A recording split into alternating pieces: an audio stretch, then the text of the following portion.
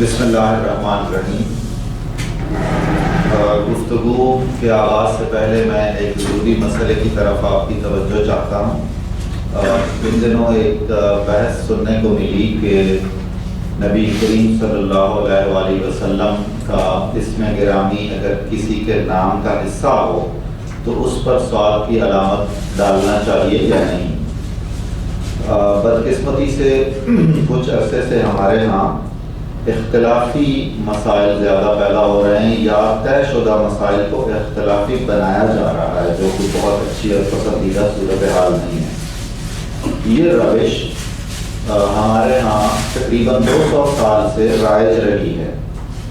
کوئی بھی مسلمان جس کے نام کا پہلا حصہ یا دوسرا حصہ رسول کریم صلی اللہ علیہ وآلہ وسلم کا کوئی اسم ہوتا تھا یا ہوتا ہے تو وہ لوگ اس پر سوال ڈالتے رہے ہیں، اور ہر مسلمان یہ سمجھتا ہے کہ یہ میرا نام نہیں ہے بلکہ یہ رسول کریم کا نام ہے، اور مجھے اس کی برکت کے لیے میرے نام میں اس کو شامل کیا گیا ہے۔ اس کا نام تو دوسرا حصہ ہوتا ہے بنیادی طور پر، اور اسی سے اس کو بولا اور پکارا جاتا ہے۔ یہ مسئلہ ایسا ہے کہ یہ بھی اصرار نہیں کرنا چاہیے کہ ایسا ضرور کیا جائے، اور یہ اصرار بھی ہرگز نہیں کرنا چاہیے کہ جو ایسا کرے وہ غلط کر رہا ہے۔ یہ محبت، حقیقت اور ارادت کا حصہ ہے۔ علامہ محمد اقبال اپنے نام میں اکثر و بیشتر تقریباً 90-95% وہ سوال کے بغیر نہیں لکھتے تھے، تو ان کے اس محبت کے عمل کو زندہ رکھنے کے لیے اگر ایسا لکھ لیا جائے تو اس میں کسی بھی نوعیت کی کوئی قباحت نہیں ہے، نہ کوئی میرے خیال میں شرعی طور پر، نہ اخلاقی طور پر، اور نہ علمی طور پر۔ اس سلسلے میں کچھ ضروری نکات اور کچھ مثالیں چھپی ہوئی کتابوں میں سے اور مختلف اکابر کی تحریروں میں سے وہ بھی آپ کی خدمت میں پیش کی جائیں گی۔ بہت شکریہ۔ بانگ درا میں سے ضروری جانا گیا کہ کم از کم خضر راہ ضرور پڑھ لی جائے، اور اس کے بعد ہم بال جبریل میں اس کو شروع کریں گے۔ خضر کے کئی تلفظ ہیں اور سارے ہی درست ہیں۔ خضر بھی، خضر بھی، اور بلکہ بعض علماء کا خیال ہے کہ خضر بھی، یہ تینوں تلفظ اس کے رائج ہیں اور درست ہیں۔ ان کا اسم گرامی قرآن کریم میں نہیں آیا، البتہ قرآن کریم میں سورہ کہف میں حضرت موسیٰ علیہ السلام کا جو واقعہ بیان کیا گیا ہے، جس سے آپ سارے لوگ آگاہ ہیں، اس کی تفسیروں میں اور بعض احادیث میں ان کا اسم گرامی خضر بتایا گیا ہے۔ علماء کا اس میں بھی اختلاف ہے کہ یہ پیغمبر تھے یا پیغمبر نہیں تھے۔ اس سے کوئی فرق نہیں پڑتا ہے، اگر وہ پیغمبر نہیں بھی تھے، اللہ کے نیک بندوں میں سے تھے، تو ان کے ذمے لوگوں کی رہنمائی کرنا اس نوعیت کے امور تھے۔ یہ لفظ اقبال کے کلام میں کثرت سے استعمال ہوا ہے، اور بعض اوقات علامت کے مفہوم میں آیا ہے، اور اس علامت سے مراد ہے کوئی بھی رہنما، کوئی بھی دستگیر جو بھولے ہوئوں کو راہ راست پہ لے آئے، انہیں راستہ دکھائے اور انہیں منزل تک پہنچائے۔ تو اقبال کا اس نام کے ساتھ ایک گہرا جذباتی رشتہ ہے، چونکہ وہ بر صغیر میں انہیں اللہ تعالیٰ نے ایسا ایک مشن سونپا تھا، اور انہوں نے ایک بہت بڑی خدمت انجام دی، لوگوں کو راستہ دکھانے کی، انہیں راہ راست پہ لانے کی کوشش کرنے کی، تو خضر سے ان کی ایک مناسبت بھی بنتی ہے۔ خضر راہ اقبال کی نمائندہ نظموں میں سے ہے، اور بانگ درا کی چند ایسی نظموں میں سے ہے جن کی کلیدی اہمیت ہے فکر و فن دونوں کے اعتبار سے، بے مثال نظموں میں شمار ہوتی ہے بلا شبہ۔ یہ نظم 1922 میں لکھی گئی، یہ ذہن میں رکھیں، اور اسی سال اقبال کی جو روایت تھی انجمن حمایت اسلام کے سالانہ جلسوں میں نظمیں پڑھنا، تو انہوں نے یہ نظم پڑھی اور بہت ہی سوز و گداز سے اور دقت سے یہ نظم پڑھی، لوگوں نے نوٹ کیا ہے اور اس کا ذکر کیا ہے کہ بہت ہی اہتمام سے اور بہت ہی بھرائی ہوئی آواز سے، ڈبڈبائی ہوئی آنکھوں سے انہوں نے یہ نظم پڑھی، کیونکہ اس کے موضوعات بھی ایسے ہیں، ابھی ہم اس کو پڑھتے ہیں اور دیکھتے ہیں۔ مکالماتی نظموں میں بھی ہم اسے گنیں گے کیونکہ اس میں مکالمہ ہے، اور بہت دلچسپ صورت یہ ہے کہ عام مکالماتی نظموں کے برعکس اس میں ایک فریق یعنی شاعر یا سوال کرنے والا، اس کا مکالمہ بھی طویل ہے اور اس نے سارے سوال اکٹھے کر لیے ہیں، اور اس کے بعد جواب دینے والے نے بھی بالترتیب جواب دیے ہیں اور پوری بحث کی ہے۔ ایسا نہیں ہے کہ سوال میں سوال اور سوال میں سوال اور سوال میں سوال۔ یہ بات اس لیے بھی یہاں بیان کرنا ضروری ہے کہ ہمیں بڑے لوگوں سے، اکابر اساتذہ سے یا ایسے لوگوں سے جن سے ہم محبت کرتے ہیں اور ارادت کرتے ہیں، رکھتے ہیں، سوال کرنے کا اور جواب لینے کا ڈھنگ بھی آنا چاہیے۔ یہ بھی ایک سلیقہ ہے۔ اس سلیقے کی بہترین جھلکی اقبال کی اس نظم میں موجود ہے۔ یہ نظم جب اقبال نے اپنے دوستوں کو بھیجی، ان میں خاص طور پر سید سلیمان ندوی سر فہرست ہیں، تو انہوں نے تبصرہ یہ کیا کہ اس میں سوال و جواب میں بہت شوخی نہیں ہے، بلکہ ایک ٹھہراؤ اور ایک سکون سا لگتا ہے۔ اقبال نے کہا کہ جو خضر کا قرآنی تصور ہے، ان کے مقام کا تقاضا تھا کہ اس نظم کے لب و لہجے کو اسی طرح رکھا جائے اور اس میں عام نظموں کسی سوال و جواب سے شوخی اور رنگینی اور ایسی نہ کی جائے۔ خضر کے اس کردار میں ہمیں ایک عظمت، ایک وقار، ایک ٹھہراؤ اور ان تمام سوالوں کے بہت شافی اور کافی جواب مل جائیں گے، اور چونکہ وہ سوال اور ان کے جواب ایسے ہیں کہ جن کی معنویت آج بھی ہم محسوس کرتے ہیں اور ان سے ہم رہنمائی حاصل کر سکتے ہیں، ان موضوعات پر ہمیں فکر اقبال کے بہترین اظہار کا بھی اس سے اندازہ ہوگا اور ہم اس نقطہ نظر سے بھی آگاہ ہوں گے۔ ساحل دریا پہ میں ایک رات تھا ماہ نظر، گوشہ دل میں چھپائے ایک جہان اضطراب، شب سکوت افزا ہوا آسودہ دریا نرم سیر۔ 3 تصویریں بنا دی انہوں نے، ٹھہری ہوئی بھی اور متحرک بھی ایک مصرعے میں۔ شب سکوت افزا ہوا آسودہ دریا نرم سیر۔ تھی نظر حیران کہ یہ دریا ہے یا تصویر آپ، اتنا ٹھہراؤ اور سکون ہے اس کی موجوں میں، اور یہ یقیناً رات کا پچھلا پہر ہے جس کی تصویر کشی کی جا رہی ہے۔ اس وقت دریا کی موجوں میں بھی اضطراب اور ہلچل نہیں ہوتی، ایک سکون اور اطمینان کی عجیب و غریب کیفیت ہوتی ہے۔ آگے تشبیہ دیکھیے، جیسے گہوارے میں سو جاتا ہے طفل شیخ خان، دودھ پیتا بچہ جب جھولنے میں، پالنے میں اطمینان سے سو جاتا ہے، یوں ٹھہراؤ تھا پوری فضا میں اور خصوصاً پانی کی موجوں میں۔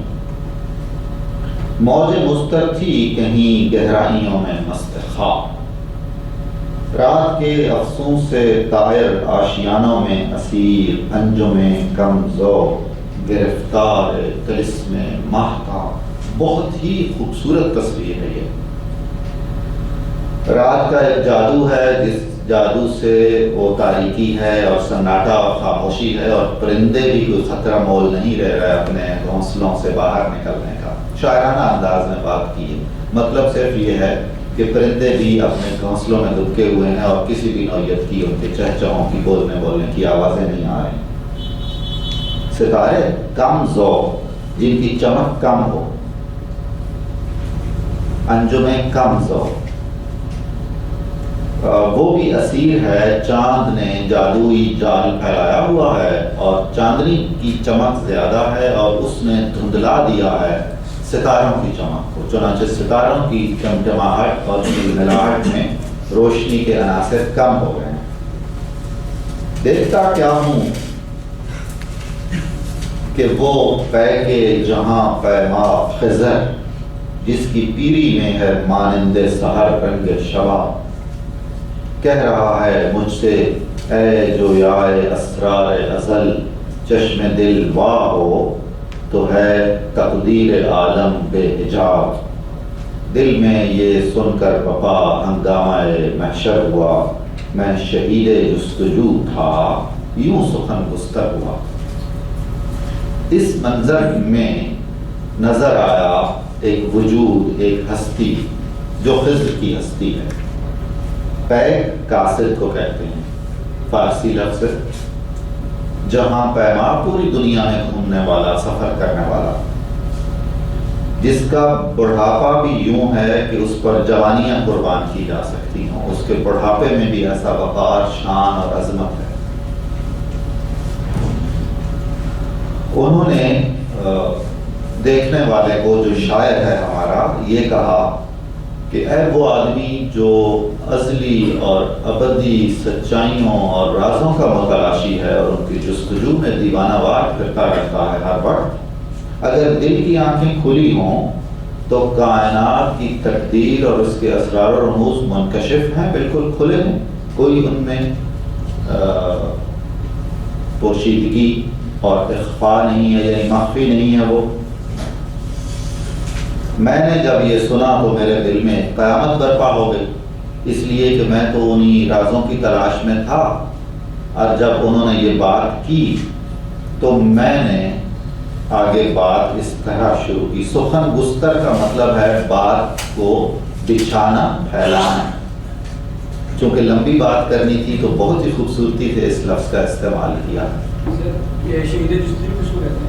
شہید جستجو ڈھونڈنے کی طلب میں اور اس کی خواہش میں پوری طرح مگن اور ماو۔ اس میں یہ بھی جس طرح کہ میں نے آغاز میں بات کی تھی، یہاں بھی دہرا دیتا ہوں کہ اپنے سے بڑے مرتبے کا آدمی یا خصوصاً کوئی استاد یا پیر و مرشد، مجذوب بھی آ سکتے ہیں۔ جی مجذوب کون؟ نہیں، مجذوب کا تعلق اس میں نہیں ہے، یعنی جسے تڑپ ہے ڈھونڈنے کی اور کھوجنے کی، جس میں لگن ہے بہت، وہ مراد ہے، یعنی کہ شاعر۔ یہ ہمیں یہاں سے یہ نقطہ بھی ملتا ہے جو بنیادی انسانی آداب میں اور بنیادی اسلامی آداب میں شامل ہے، کہ جو آپ سے بڑا ہے، جس سے آپ رہنمائی حاصل کرنا چاہتے ہیں، اس سے اپنی سہولت کے مطابق رہنمائی حاصل نہ کریں، اس کی سہولت کے مطابق رہنمائی حاصل کریں، جب وہ میسر ہو، جب اس کے پاس وقت ہو، جب۔ اور یہ بڑا آدمی جب آپ سے بات کرتا ہے تو اس کا مطلب یہ ہے کہ اب آپ کو اجازت ہے کہ آپ اس سے گفتگو کریں اور سلیقے سے اس کی وقت کی نزاکت کو سامنے رکھتے ہوئے اپنا عرض مدعا کریں۔ بالعموم یہ دیکھا جاتا ہے کہ ان چیزوں کی طرف دھیان نہیں دیا جاتا۔ میں اپنے زمانہ طالب علمی کا ایک واقعہ بیان کرنا چاہتا ہوں۔ میں پنجاب یونیورسٹی میں پڑھتا تھا، تو ہمارے پرنسپل صاحب، جو خود اس زمانے میں پرنسپل تھے، ہمارے صدر شعبہ فارسی بھی تھے، اقبال کے بہت ماہر دانشور ہیں وہ، ان کا نام ہے سید محمد اکرم۔ وہ مجھے رستے میں ملے، میں نیا طالب علم، میں نے ان سے سلام کیا، لمبا مصافحہ کیا، خیر خیریت پوچھنی شروع کی، پھر ان کے بال بچوں کی خیر خیریت پوچھی، پھر پوچھا کہ جی کل کی کلاس میں یہ تھا اور اگلی کلاس میں کیا ہوگا۔ انہوں نے نہایت تحمل سے میری تمام باتوں کا جواب دیا۔ اگلے دن مجھے کلاس روم میں ان کا ایک پیغام ملا تحریری کہ عذراء کرم، جب آپ کو فرصت ہو تو میرے کمرے میں تشریف لائیے۔ میں ان کے کمرے میں جب تشریف لے گیا تو بہت عزت احترام سے ملے وہ مجھے۔ انہوں نے مجھے کہا کہ آپ بہت لائق طالب علم ہیں، محنتی ہیں، سنجیدہ ہیں، صلاحیت والے ہیں، میں ایک بات آپ کے گوش گزار کرنا چاہتا ہوں، اور وہ یہ ہے، یہ انہوں نے مجھے بتایا کہ ایسا ہونا چاہیے۔ انہوں نے کہا کہ میرے پاس 7 عہدے ہیں اور میں ایک میٹنگ سے نکل کر دوسری میں لیٹ ہو رہا تھا، اور بھاگم بھاگ میں تھا کہ بیچ میں آپ نے یہ سلسلہ شروع کر دیا، اور مجھے ادھر سے بھی معذرت کرنی پڑی، ادھر سے بھی معذرت کرنی پڑی۔ اس واقعے کو 22 برس ہو گئے ہیں۔ مجھے اللہ نے یہ توفیق دی کہ میں نے اس معاملے کا ہمیشہ خیال رکھا۔ میری گزارش ہوگی تمام نوجوانوں سے کہ وہ اس نوعیت کے معاملات اور واقعات کا بھی خیال رکھا کریں۔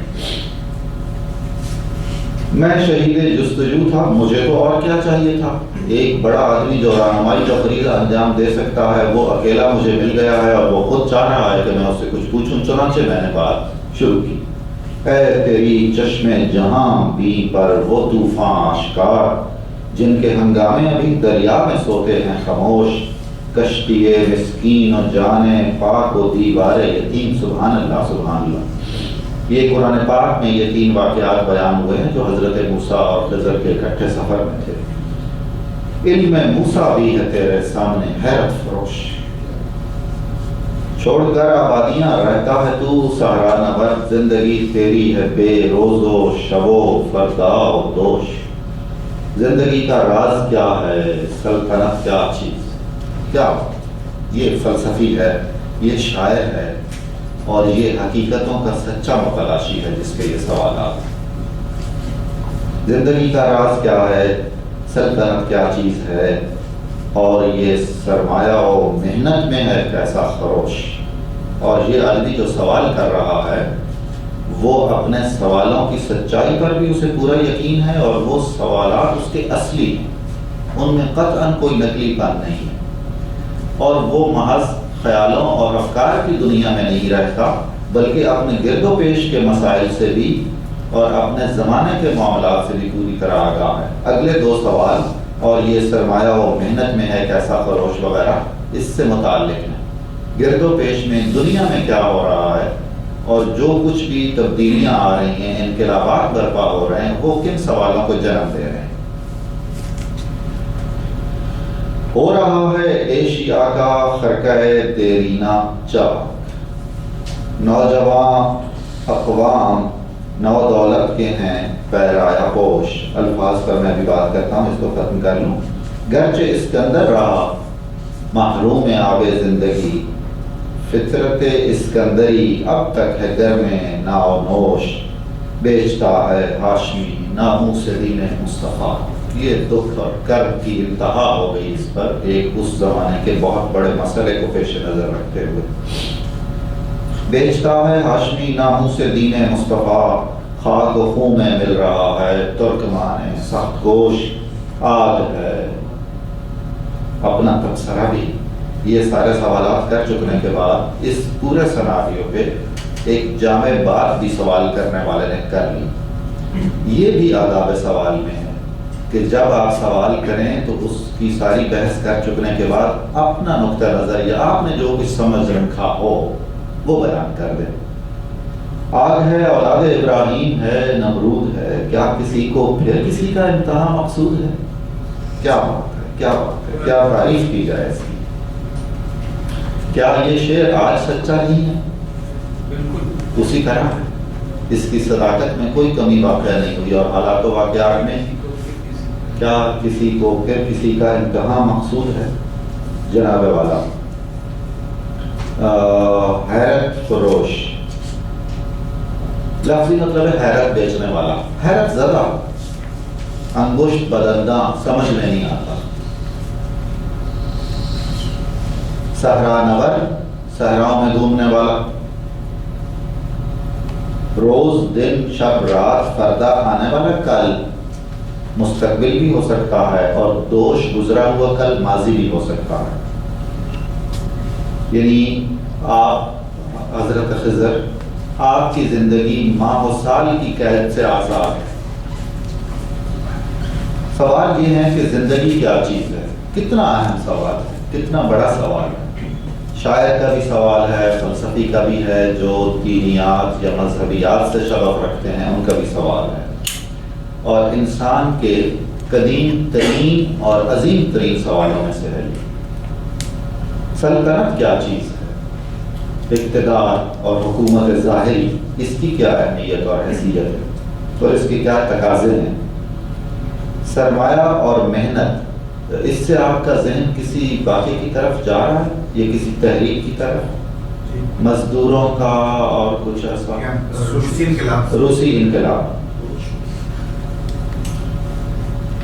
خرقہ قبا یا گام، دیرینہ پرانا، چاک پھٹنا ہوتا ہے، کہ ایشیا کا جو پرانا لباس تھا قبا، گاؤن، خرقہ کیا ہوتا ہے؟ گاؤن، خرقہ، گاؤن، گاؤن، قبا، لباس، بڑا سا کوٹ سا، چوغا کہہ لیجیے، وہ پھٹ رہا ہے. تبدیلیاں آ رہی ہیں ایشیا میں بھی.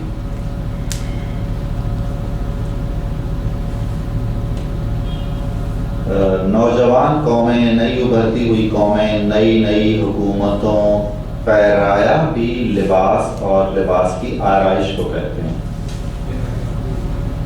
ان کی خلعتیں پہنتے ہیں، انہی کے رنگ میں رنگے جا رہے ہیں، رنگے جانا چاہتے ہیں. اب خضر کے ساتھ اسکندر کا بھی ایک واقعہ ہے تلویح کے طور پر. غالب نے کہا تھا کیا کیا خضر نے سکندر سے، اب کسے رہنما کرے کوئی، کہ حضرت خضر اس کو رہنما کے طور پر آب حیات کے لیے لے گئے اور خود آب حیات پی لیا اور وہ بیچارہ اس سے محروم رہا. دونوں کے حق میں اچھا ہوا، اس لیے کہ یہ یہی مناسب تھا. آب زندگی آب حیات ہی ہے.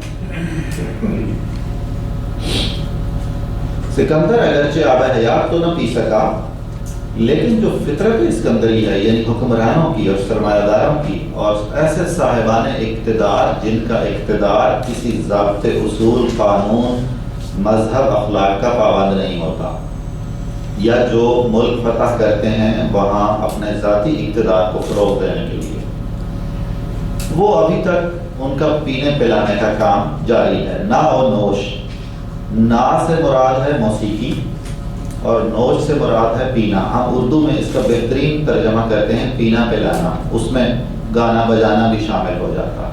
عیش و عشرت. جو ظاہری حکمران ہیں، سکندر آب حیات نہ پی سکا اور اپنی طبی زندگی گزار کے مر گیا، لیکن اس کی فطرت اور اس کا طرز عمل تو اب تک چل رہا ہے. دنیا میں ذاتی اقتدار کے حکمران موجود ہیں اور ان کے تمام معاملات اور مسائل بھی وہ ہیں. سکندر میں تو چلو کچھ خوبیاں بھی ہوں گی، ضروری نہیں کہ ان تمام حکمرانوں میں ایسی خوبیاں بھی ہوں. خروش، کیا چیز؟ خروش، جی خروش، آپ جوش و خروش میں استعمال کرتے ہیں یہ لفظ. اس کا مطلب ہے چنگھاڑ، فریاد، پکار، آوازیں، زور زور کی آوازیں.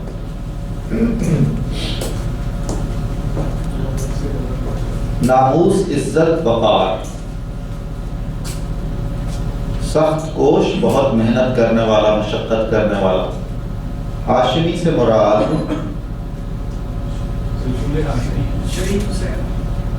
شریف حسین عرب کے، جی ہاں، جو عثمانیوں کی طرف سے مکہ کے حجاز کے گورنر تھے. عرب ممالک میں سادات کو شریف کہا جاتا ہے، یعنی ہم جس کو سید کہتے ہیں نا ناموں کے ساتھ، جو سید ہوں، عرب ممالک میں ان کے نام کے ساتھ شریف لکھا جاتا ہے. شریف ان کا نام نہیں تھا، ان کا نام گویا ہو گیا. ہم اگر اپنے طور پر سمجھنے کی کوشش کریں تو سید حسین، تو شریف مکہ کہلاتے تھے وہ. اور انہوں نے کیا کیا تھا؟ ترکوں سے انہوں نے غداری کی تھی. اور کن کا ساتھ دیا تھا؟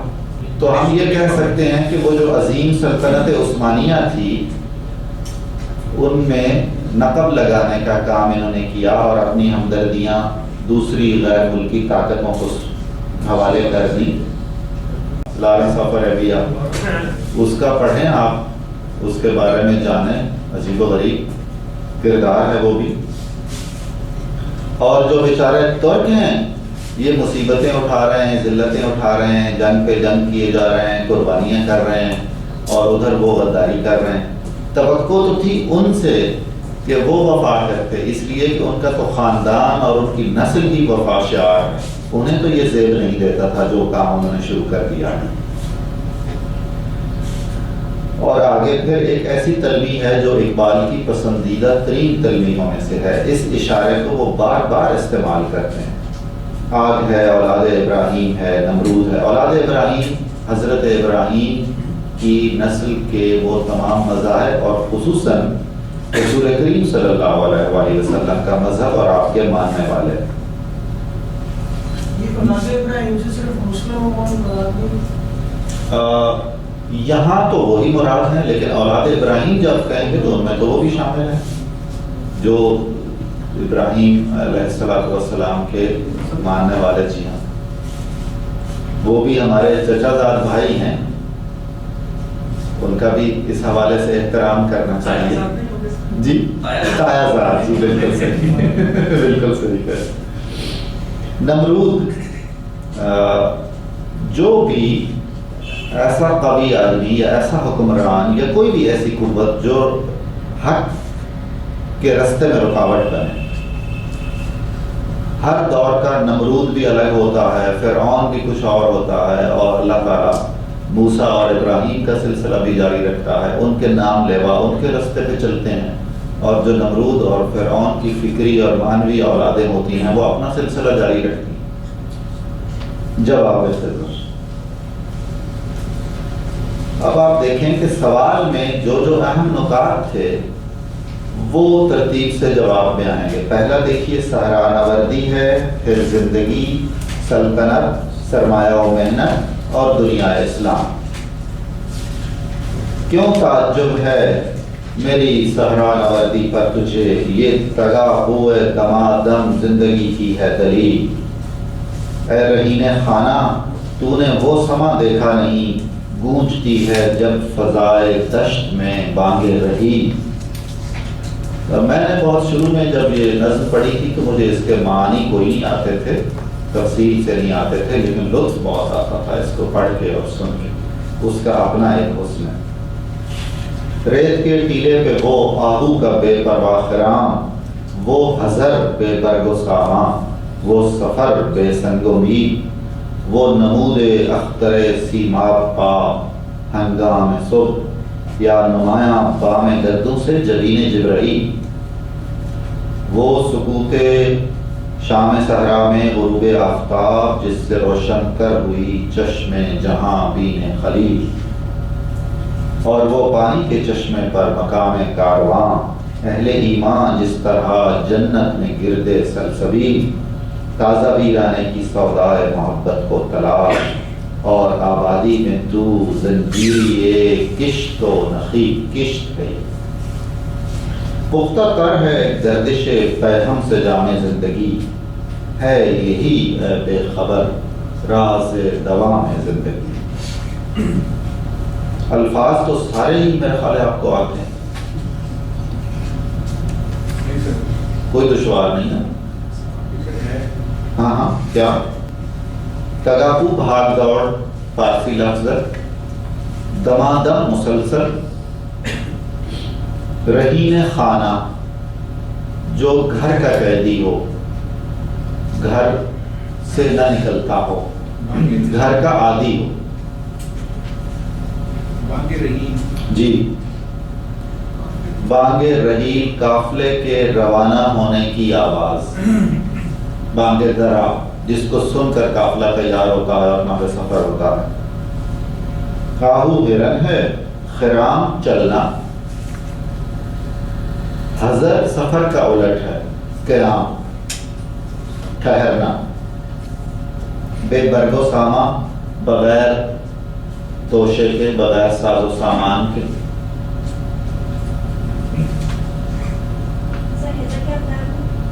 حضر قیام ٹھہرنا. نمود دکھائی دینا، اختر ستارہ. سیماب کا لفظی مطلب ہے پارا.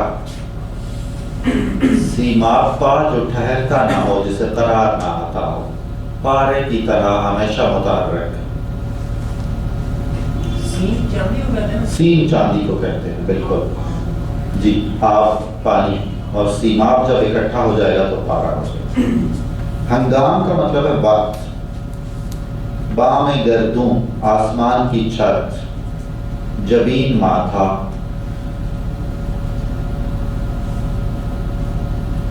جہاں بھی چشم جہاں بین خلیل، جہاں بھی دنیا کو دیکھنے والی.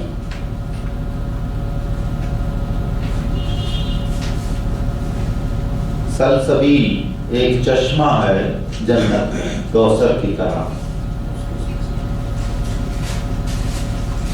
سودا جنون، سودائے محبت، محبت کا جنون. زنجیری قیدی گرفتار. کشت کھیتی کھیت. نخیل درخت یعنی باغات. گردش پیہم مسلسل چلنا. دوام ہمیشہ رہنا. آپ میں سے کوئی مدد کرتے ہوئے یہ بتائے کہ خضر نے اس موضوع پر کیا باتیں کی، اس کو سامنے رکھ کے. جی کشت کھیتی کھیت کھلیان.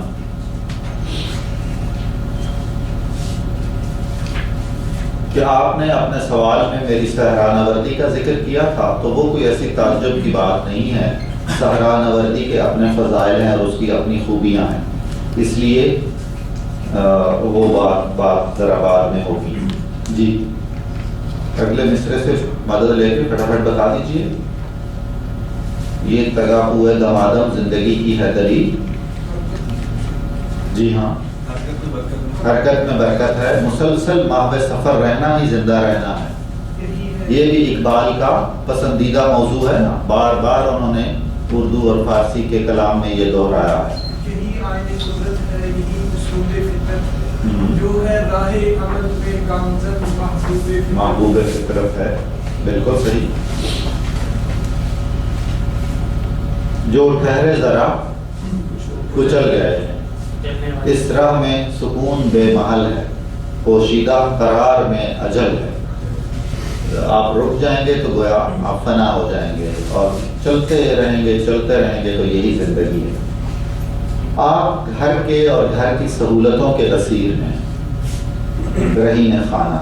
اور آپ نے وہ منظر کبھی نہیں دیکھا جب صحرا کی آزاد اور کھلی فضا میں قافلے کے روانہ ہونے کی گھنٹی بجتی ہے، نقارہ بجتا ہے، تو اس میں جو لطف اور لذت ہوتی ہے وہ صحرائی نظارہ آپ نے نہیں دیکھا.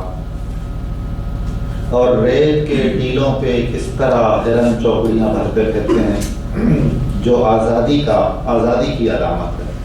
وہ کسی حد بندی کے قائل نہیں ہیں. اگر وہ قیام کرتے ہیں تو بغیر ساز و سامان ہی کے قیام ہے، توکل پہ قیام ہے. ان کا کچھ ان کے پاس اسباب سفر نہیں ہوتا کہ آپ وہ جہاں پڑاؤ کریں گے وہاں یہ چیزیں ان کے کام آئیں گی.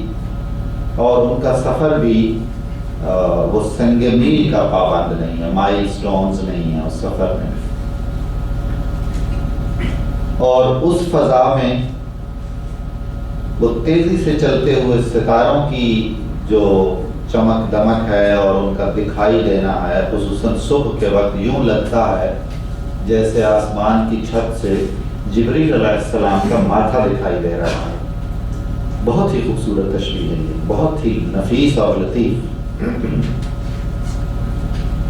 پانی کے چشمے پہ جب کوئی کارواں آ کے، کوئی قافلہ آ کے رکتا ہے تو وہ منظر یوں ہوتا ہے جیسے جنت میں منظر ہوگا جب کوثر اور سلسبیل کے ارد گرد لوگ اکٹھے ہو کے اپنی پیاس بجھائیں گے. بہت خوبصورت تشبیہیں دی گئی ہیں.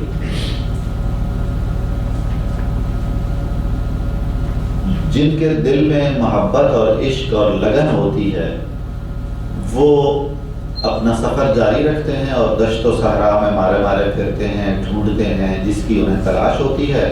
اور ایک آپ ہیں جو آبادیوں میں پابند ہیں، گویا آبادیوں میں قید ہیں، اور اس قید کا سبب یہ ہے کہ یہ میرا ساز و سامان ہے، یہ میری جائیداد ہے، یہ باغات ہیں، یہ زمینیں ہیں. وہ دراصل زنجیریں ہیں. ہمارے مال اور اسباب اور ہمارے تمام معاملات جو ہیں وہ زنجیریں بن کے ہمارے پیروں میں ہوتے ہیں اور ہمیں کچھ بھی آزادانہ کرنے نہیں دیتے. ہزار مسئلہ ہمیں سوچنا پڑتا ہے. عقل ہے محو تماشا لب بام ابھی، کیونکہ عقل تو اس نے سوچنا ہے، بہت سارے مسائل اس کے پیش نظر ہیں، یہ ہوگا یہ نہیں ہوگا، سود و زیان کا چکر الگ ہے، نفع نقصان کا حساب الگ سے کرنا ہے. زندگی کا جام مسلسل محو گردش رہے تو زیادہ پختہ ہوتا ہے. پختگی بھی اقبال کا ایک اہم نقطہ ہے اور بہت خوبصورت انداز میں اس کا ذکر کیا گیا. آگے اس کی تفصیل بھی آ جائے گی. پانچواں شعر شام میں صحرا میں ضرور آفتاب جسے روشن کر ہوئی چشمے جہاں بین خلیل. جی ہاں، صحرا کی شام کی خاموشی میں سورج کا ڈوبنا، اس کا منظر تم نے نہیں دیکھا. جی منظر کشی ہے. جی منظر کشی ہے. جس سے روشن کر ہوئی چشمے جہاں بین خلیل، یہ ایک اہم تلمیح ہے. قرآن کریم میں غالباً سورہ انعام میں اس کا ذکر کیا گیا، جس میں وہ آتا ہے، وہ بھی اقبال کی بہت پسندیدہ آیت ہے. لا احب الآفلین. حضرت ابراہیم نے کہا تھا کہ جو ڈوب جاتے ہیں، غروب ہو جاتے ہیں، میں انہیں پسند نہیں کرتا ہوں. میرا خدا تو ایسا ہے جسے کوئی غروب اور کوئی زوال نہیں آتا.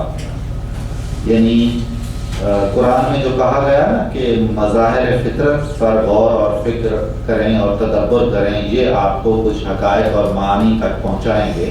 اس کی مثال حضرت ابراہیم کا یہ واقعہ قرآن کریم میں ذکر ہوا ہے، دی جاتی ہے.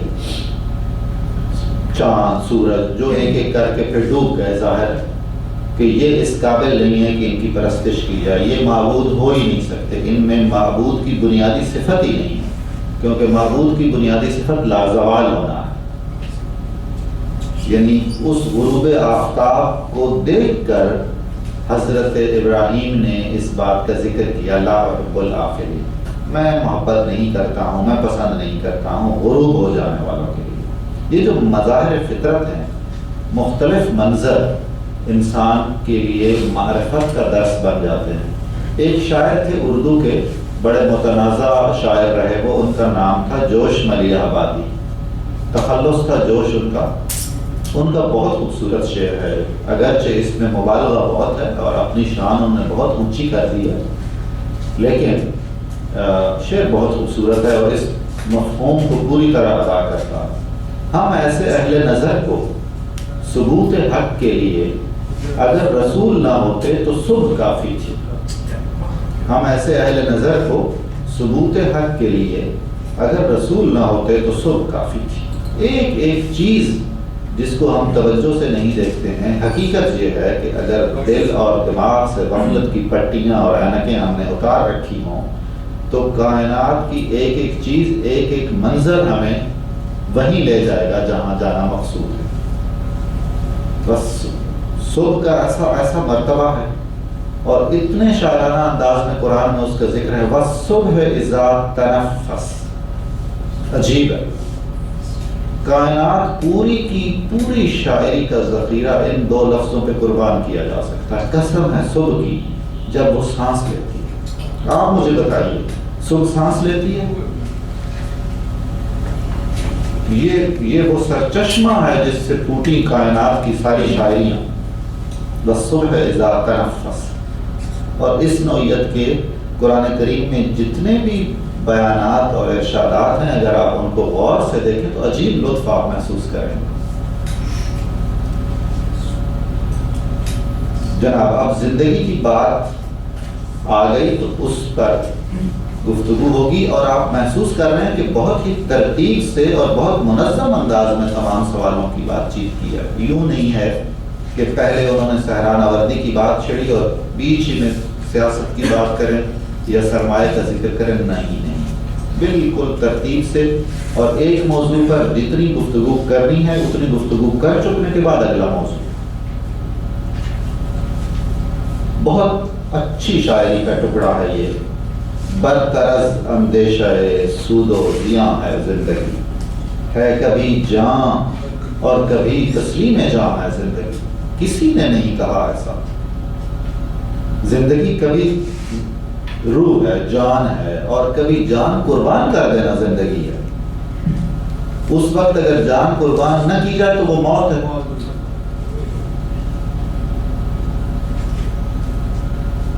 تو اسے پیمانہ امروز و فردا سے نہ جاوداں پے ہم دواں ہر دم جواں ہے زندگی. آپ اسے آج کل ماضی حال مستقبل وغیرہ کے حساب سے اس کی پیمائش نہ کیجیے اور اس کو یوں ٹکڑوں میں نہ بانٹ دیجیے. یہ ایک کل ہے، ایک اکائی ہے اور ماورا ہے اس نوعیت کی تقسیمات سے. دائمی ہے، ہمیشہ اس کا قافلہ چلتا رہتا ہے اور یہ ہر دم تازہ دم رہتی ہے جو اصل زندگی ہے. اپنی دنیا آپ پیدا کر رہے زندوں میں. واہ، سر آدم ہے، ضمیر کن فکاں ہے زندگی.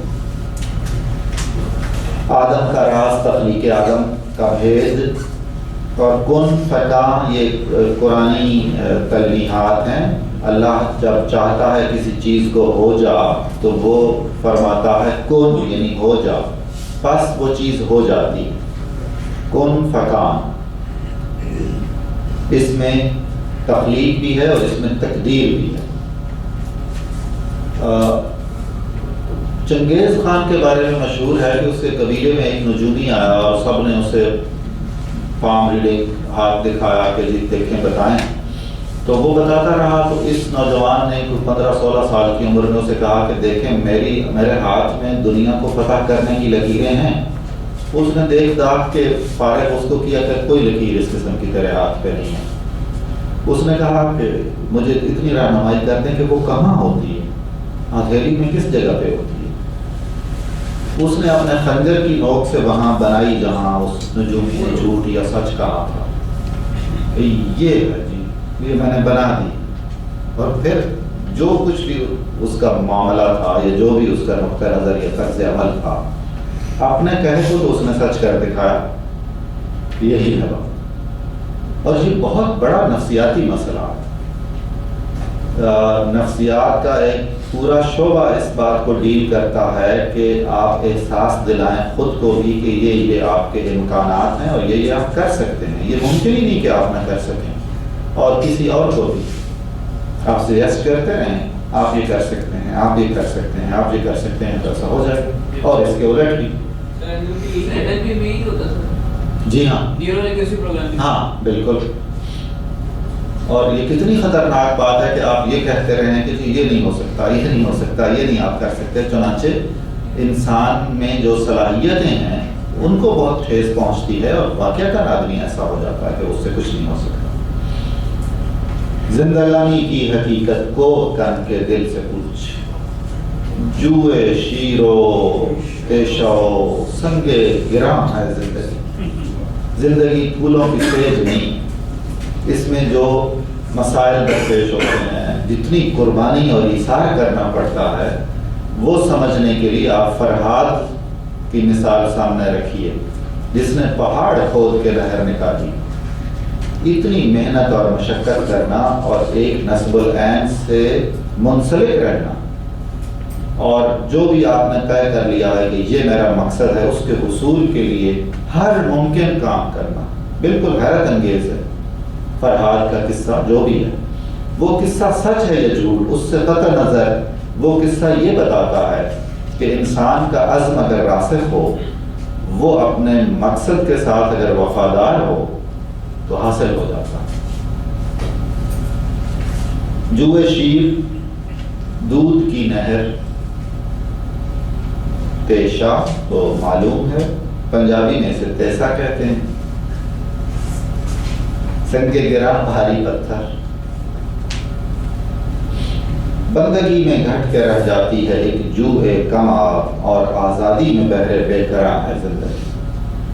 جوئے کم آب ایسی ندی جس میں بہت کم پانی ہو. زندگی ایک سمندر ہے، ایک عظیم الشان دریا ہے، بشرطے کہ آزاد ہو. اور اگر پابندی ہو اور غلامی ہو اور طرح طرح کی غلامی ہو تو اس کی حیثیت بالکل یوں ہو جاتی ہے جیسے ایک ندی اور اس میں کبھی کبھار تھوڑا بہت پانی ہے، دریائے راوی بن جاتا ہے. آزادی کی صورت میں دریائے سندھ ہے جو بجائے خود سمندر ہے، اور غلامی کی حالت میں لاہور کا دریائے راوی. سمجھ نہیں آئی اس کی پراپرلی کس بندگی کی بات ہو رہی ہے، کس آزادی؟ ہر طرح کی بندگی، ہر طرح کی بندگی. کون سا مسئلہ نہیں سمجھ میں آیا آپ کو؟ Sometimes یہ نا بندگی میں جانے سے جو ہے بندہ وہ یعنی کہ نئی چیزوں کو پاتا ہے، حاصل کرتا ہے. نہیں بیٹا، جب اس نوعیت کی بات ہو رہی ہوتی ہے نا تو یہ تو بالکل ابتدائی سا مسئلہ ہے اور طے شدہ بات ہے. بہت ساری چیزیں ایسی ہیں جن کا اچھا پہلو بھی ہے اور جن کا منفی پہلو بھی ہے. مثال کے طور پر یہ بندگی اللہ کی بندگی ہرگز نہیں ہے. اللہ کی بندگی تو دراصل آزادی ہے، اور رسول کریم سے یا اپنے مسلک سے یا اپنے وطن سے جو بندگی منفی ہے اور جس کے منفی اور نقصان دہ اثرات ظاہر ہوتے ہیں وہ بندگی اس سے مراد ہے. بندہ زمانہ جی ہاں، بندہ زمانہ، ہاں ٹھیک ہے، یا بندہ خدا بند یا بندہ زمانہ. رکاوٹوں کے ساتھ زندہ رہتی ہے. ہاں، یہ بندگی ذہنی بندگی بھی ہے، بے جا، منفی اور ظاہری بھی. آشکارا ہے یہ اپنی قوت تسخیر سے گرچہ ایک مٹی کے پیکر میں نہاں ہے زندگی. انسان جو مٹی کا بنا ہوا ہے اس میں چھپی ہوئی یہ زندگی، اس کا اظہار کیسے ہوتا ہے، ظاہر کیسے ہوتی ہے، پہچانی کیسے جاتی ہے؟ قوت تصویر سے، فتح کر لینے سے، اپنے آپ کو فتح کرنا، اپنی خواہشوں کو فتح کرنا، زندگی کو اور معاشرے کو اپنے معیارات جو معیاری معیارات ہیں ان تک لانے کی قد و کاوش کرنا، اس سے پتہ چلتا ہے. اور اگر زندگی میں وہ چیزیں نہیں ہیں، وہ عناصر نہیں ہیں، تو زندہ اور مردہ برابر ہیں. پھر تو کلزم ہستی سے تو ابھرا ہے مانند حباب، اس زیاں خانے میں تیرا امتحان ہے. بہت خوبصورت. کلزم سمندر، زندگی کے سمندر میں تو ایک بلبلے کی طرح ابھرا ہے. زیاں نقصان، زیاں خانہ اس پوری کائنات کو یا دنیا کو نقصان کا گھر قرار دیا. اللہ نے اسے متاع الغرور کہا ہے. یہ سارا سرمایہ دھوکے کا سرمایہ ہے، بے حیثیت ہے. تو زندگی دراصل ایک امتحان بھی ہے، ظاہر ہے. اور یہ ظاہری طور پر ہمیں بہت ہی مختصر سی زندگی ملی ہوئی ہے، اس لیے جو پانی کا بلبلے کا انہوں نے بتایا چند لمحوں کی زندگی ہے، اور اسی میں اپنا بہترین اظہار کرنا مقصود ہے، اپنی صلاحیتوں کا بہترین استعمال. خام ہے جب تک تو ہے مٹی کا ایک انبار، تو پختہ ہو جائے تو ہے شمشیر بے زنہار. تو عجیب و غریب ہے، اللہ کی عجیب تخلیق ہے، عظیم اشرف المخلوقات. لیکن مسئلہ یہ ہے اگر کچا پن ہے اور پختگی نہیں ہے ارادوں میں، عزم میں، اپنی شناخت میں، اپنے مقصد کی شناخت میں، تو پھر مٹی کا ایک ڈھیر ہے بس. اور مٹی کا ڈھیر بہتر ہے کہ وہ تو کہیں کام آ جاتا ہے. یہ ڈھیر جو اس شکل میں ہے یہ تو کسی کام کے آنے والا ہے. اور بہت اچھا شعر کسی نے کہا، یہ آپ ہم تو بوجھ ہیں زمین کا. زمین کا بوجھ اٹھانے والے کیا ہوئے؟ ہمیں یہ طے کرنا ہے کہ ہم کس کیٹیگری سے تعلق رکھتے ہیں. ہم اپنے لیے، اپنے معاشرے کے لیے، زمین کے لیے بوجھ ہیں، یا ان لوگوں میں شمار ہوتا ہے جو زمین کے لیے سہارا بنتے ہیں. یہ جو قصہ ابراہیم ہم سنتے ہیں اس میں اساطیری روایتیں یہ بھی ہیں کہ ایک چڑیا اپنی چونچ میں پانی بھر کے لاتی تھی اس آگ کو بجھانے کے لیے. اسے کہا گیا کہ کوئی بات ہے کرنے والی. تو اس چڑیا نے یہ کہا کہ میرا تو یہ فرض ہے، میری بساط ہی اتنی ہے نا، میری چونچ میں جتنا پانی آ سکتا ہے میں نے گراتے رہنا ہے جب تک میں جل نہیں مروں گی یا یہ آگ نہیں بجھے گی. تو چڑیا ہمیں یاد ہے. تو یہ طے کرنا کہ ہم کس گروہ سے تعلق رکھتے ہیں یہ ہر ایک کے سوچنے کی بات ہے. شمشیر بے زنہار، ایسی تلوار جس سے کوئی بچاؤ نہ ہو، جس کی ضرب کاری ہو. شباب جس کا ہے بے داغ، ضرب ہے کاری. اس صداقت کے لیے جس دل میں مرنے کی تڑپ، پہلے اپنے پیکر خاکی میں جان پیدا کرے، پھونک ڈالے یہ زمین و آسمان مستعار، اور خاکستر سے آپ اپنا جہاں پیدا کرے، زندگی کی قوت پنہاں کو کر دے آشکار، تا یہ چنگاری فروغ جاوداں پیدا کرے، تاکہ جی ہاں خاک مشرق پر چمک جائے مثال آفتاب، تا بدخشاں پھر وہی لعل گراں پیدا کرے، سوئے گردوں نالہ شبگیر کا بھیجے سفیر، رات کے تاروں میں اپنا رازداں پیدا کرے، یہ گھڑی محشر کی ہے تو ورثہ محشر میں، پیش کر غافل عمل کوئی اگر دفتر میں۔ بدخشان کس ملک میں ہے؟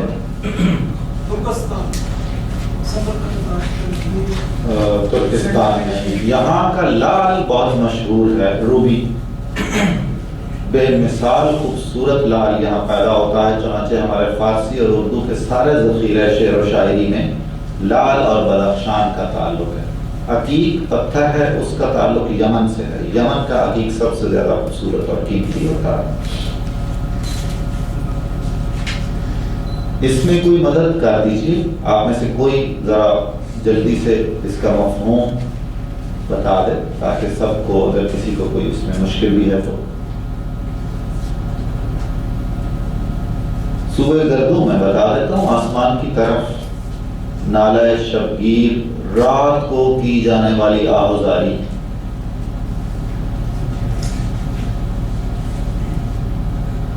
اس کا مطلب ہے کہ اس میں کوئی قابل گفتگو بات نہیں ہے۔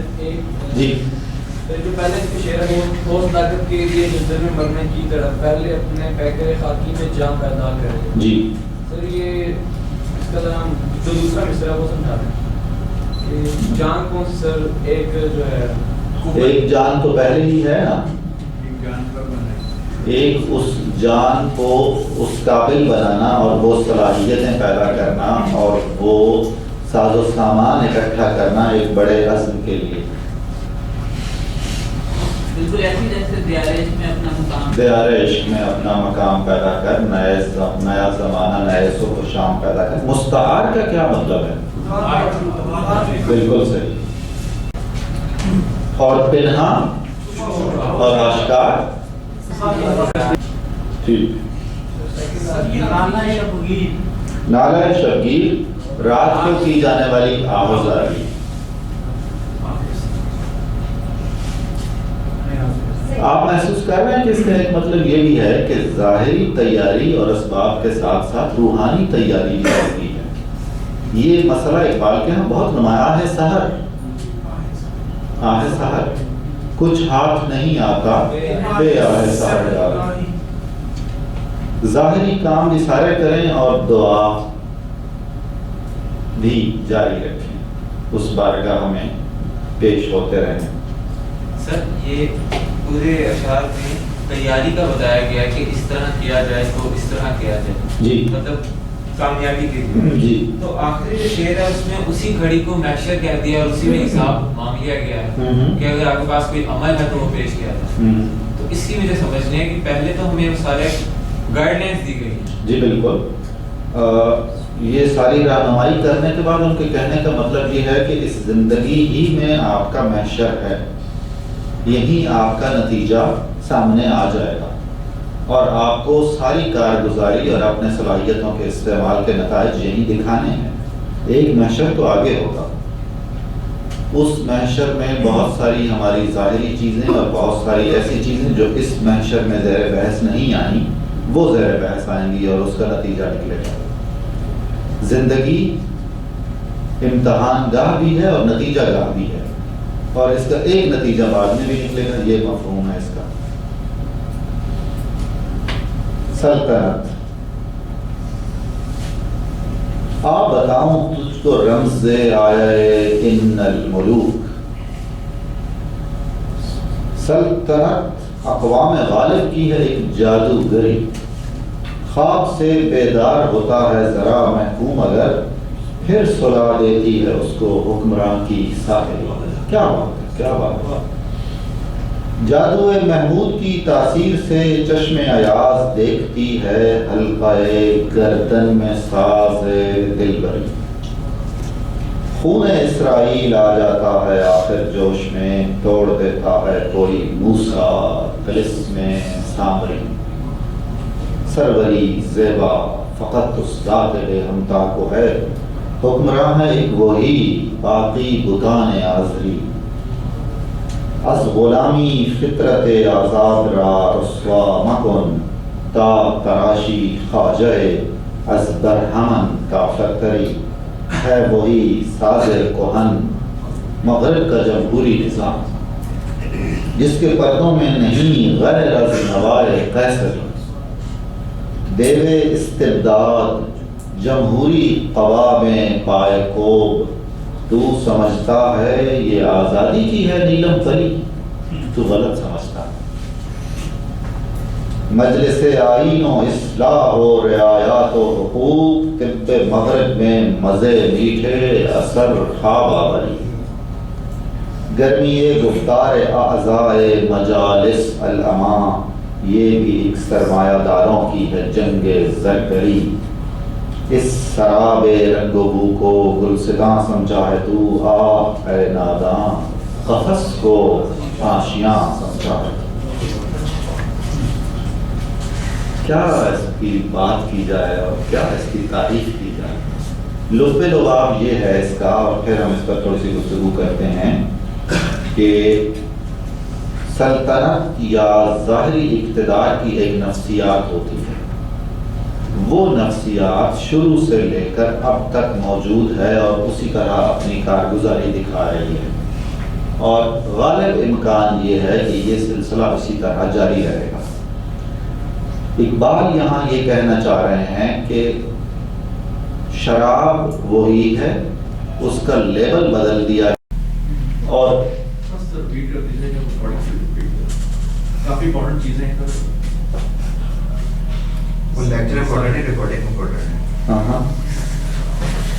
کہ دور جدید میں نئے ناموں سے جو بہت ساری چیزیں آ رہی ہیں، جیسے جمہوریت ہے اور حقوق انسان ہیں اور مساوات معیشت ہے یا معاشیات ہے، یہ سارے ٹیکس بدلے ہوئے ہیں اور کارروائی ساری پرانی ہے. یہ فرعون ہیں، یہ نمرود ہیں، یہ کیسر ہیں، یہ سکندر ہیں، یہ دارا ہیں. ملوکیت ہے اور استحصال ہے، نام بدل دیے گئے ہیں اور آپ کو یہ کھلونے دے دیے گئے ہیں اور مٹھائیاں بٹھائیاں دے دی گئی ہیں تاکہ آپ کی توجہ ادھر نہ جائے. یہ ہے اس کا لب لباب. طریقہ واردات بدل دیا گیا، معاملہ وہی ہے. ان الملوک قرآن کریم کی سورہ نمل کی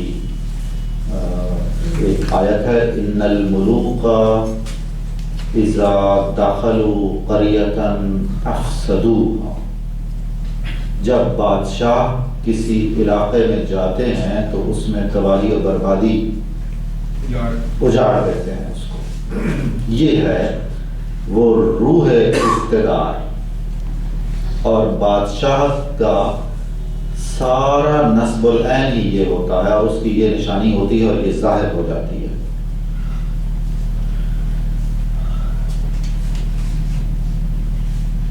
دوسرا شعر بہت اہم ہے. کسی میں اگر اپنے مطالبات کا اور اپنے حقوق کا شعور بیدار ہو تو اسے کچھ اور حقوق کی گولی دے کے سلا دیا جاتا ہے. پھر اس لیے کہ ملوکیت کو یا اقتدار کو یہ پسند ہی نہیں ہے کہ عوام جاگے ہوئے ہوں اور باشعور ہوں. چنانچہ انہوں نے اپنے اقتدار کو طول دینے کے لیے اور اپنی رعایا کا بھرپور استحصال کرنے کے لیے، ان کا خون چوسنے کے لیے خواب آور دوائیاں ہی دیتے رہنا ہے، کبھی کسی نام سے، کبھی کسی نام سے، کبھی کسی نام سے. ایک طریقہ واردات جس کا اقبال نے بھی بکثرت ذکر کیا ہے وہ یہ ہے کہ آپ نان ایشوز میں پھنسا دیں یا عیش و عشرت میں مبتلا کر دیں لوگوں کو. تاکہ ان کا خیال ہی ان بڑے معاملات اور مسائل کی طرف نہ آئے، اپنے استحصال کا شعور بیدار ہی نہ ہو۔ اگر کبھی کوئی جاگتا ہے تو پھر اسے تھپکی دے کے پیار سے، محبت سے، دھمکی سے پھر سلا دیا جاتا ہے، اور یہ اس کی جادوگری ہے، کیونکہ اس کو معلوم ہے کہ اگر یہ لوگ تادیر جاگتے رہے تو پھر میرا تاج اور تخت سلامت نہیں رہیں گے۔ تیسرے شعر میں یہ بتایا گیا کچھ تلمیحات کی مدد سے کہ اقتدار کا اور ملوکیت کا ایک اور کرتب یہ ہوتا ہے کہ وہ اپنے محکوموں کو، اپنی رعایا کو ایک جھوٹی اہمیت دیتے ہیں، اور انہیں یہ احساس ہوتا ہے کہ ہم تو بہت اہم ہیں اور ہم تو ان کے بہت زیادہ قریب ہیں اور یہ اتنے مشفق ہیں اور ہم پر بڑی نوازشیں کرتے ہیں۔ اسی خوشگمانی میں ان کی عمر گزر جاتی ہے۔ جہاں کہیں بھی غیر ملکی قوتوں نے قبضے کیے ہیں، اگر آپ پوری تاریخ عالم کا جائزہ لیں تو آپ محکوموں کا ایک عجیب رویہ دیکھیں گے۔ پہلے ان پر بہت شدید سختی کی جاتی ہے، بہت دھدکار کے اور دور رکھا جاتا ہے، پھر آہستہ آہستہ تھوڑا تھوڑا انہیں قریب کیا جاتا ہے اور کچھ انہیں رعایتیں دی جاتی ہیں، وہ اس پہ خوش اور مطمئن ہو جاتے ہیں۔ کچھ جاگیریں مل گئیں، یعنی جن کو کسی ایسی چیز پہ سمجھوتا نہیں کرنا چاہیے تھا اور ان کو نکال باہر کرنا چاہیے تھا اپنے علاقوں سے، وہ ان چھوٹی چھوٹی باتوں پہ خوش ہوتے ہیں۔ ہمیں فلاں ٹائٹل مل گیا، ہمیں فلاں جاگیر مل گئی، اچھا جی اب یہ ہمیں اپنے تعلیمی اداروں میں پڑھاتے بھی ہیں، ان سے اچھا کون ہے؟ یہ ہمیں اپنے ساتھ بیٹھ کے کھانا کھلاتے ہیں اور بالکل ایسا ملبوس بھی دیتے ہیں جیسا یہ خود پہنتے ہیں، وغیرہ وغیرہ اس نوعیت کی بے شمار چیزیں ہیں۔ ایاز ایاز ہے، محمود محمود ہے۔ محمود یہاں اقبال کا جو پسندیدہ انداز ہے محمود کے بارے میں اس مفہوم میں نہیں آیا ہے، بلکہ آقا کے مفہوم میں آیا ہے، اور ایاز غلام کے مفہوم میں آیا ہے۔ غلام ہمیشہ غلام ہے، کبھی آقا نہیں بنے گا، اور آقا اپنے جیتے جی کبھی نہیں چاہے گا کہ غلام اس کے ہم پلہ ہوں یا وہ غلاموں کی سطح پہ چلا جائے۔ البتہ اسی جادو کی جو حکمراں کی ساحلی ہے وہ ایاز کو یہ احساس دلانا شروع کر دیتی ہے، اور ایاز بھی اگر نہ سمجھ ہو، یعنی محکوم قوم اور غلام نسلیں، وہ یہ سمجھنے لگ جاتی ہیں کہ ہم بھی دیسی انگریز ہیں اور دیسی انگریز ہو جاتے ہیں، اور اسی پہ قناعت کر لیتے ہیں اور اسی حالت میں اللہ کی بارگاہ میں پہنچ جاتے ہیں، والسلام۔ تو نتیجتاً وہ جو غلبہ کرنے والے ہیں اور غاصب ہیں ان کا اقتدار مسلسل رہتا ہے، اس میں کوئی کٹ نہیں لگتا۔ جی خون اسرائیل آ جاتا ہے، آخر جوش میں توڑ دیتا ہے کوئی موسیٰ طلسم سامری، اس میں کوئی تلمیح ہے تو بتائیے، کوئی اشارہ کسی واقعے کی طرف؟ بالکل وہی۔ تو کیا ایسا ہمیشہ ہوتا ہے؟ ہم اپنے عہد کا سامری تو دیکھ رہے ہیں، ہمارے عہد کا کوئی موسیٰ کہاں ہے؟ اور اس کے بعد سلطنت ہی میں اگلا حصہ بہت اہم ہے، سروری یعنی حکومت، سروری کے شایع نشان، حکومت کے شایع نشان، حکومت کا استحقاق اگر کسی کا ہے تو خدا واحد کا ہے، حکمراں وہی ہے، باقی سارے آزر کے تراشے ہوئے بت ہیں۔ ذات بے ہمتا، بے ہمتا بے مثل، ہمتا ہم پلہ برابر، جس کا برابر کوئی نہیں، جس کا کوئی شریک نہیں۔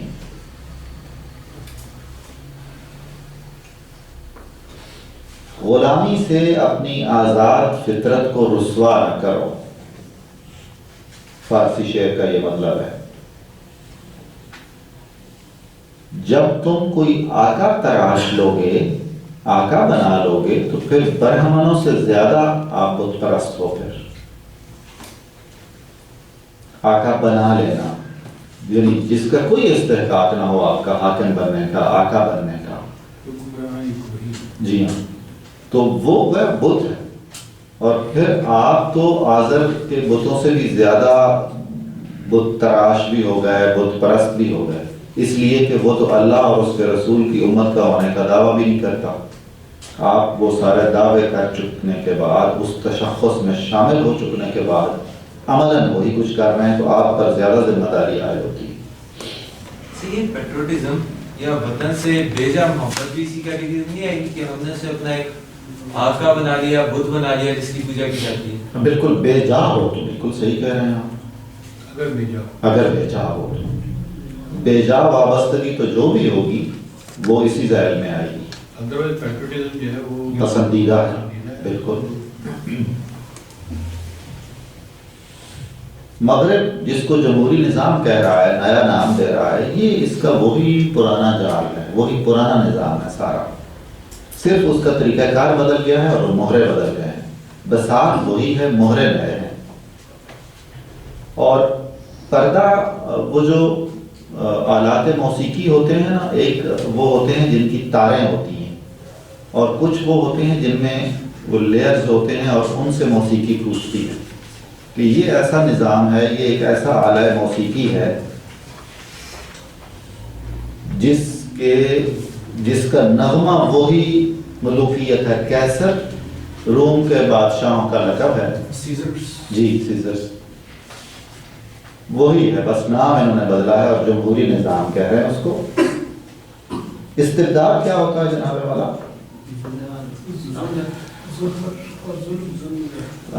ظالمانہ حکومت اور استحصالی حکومت.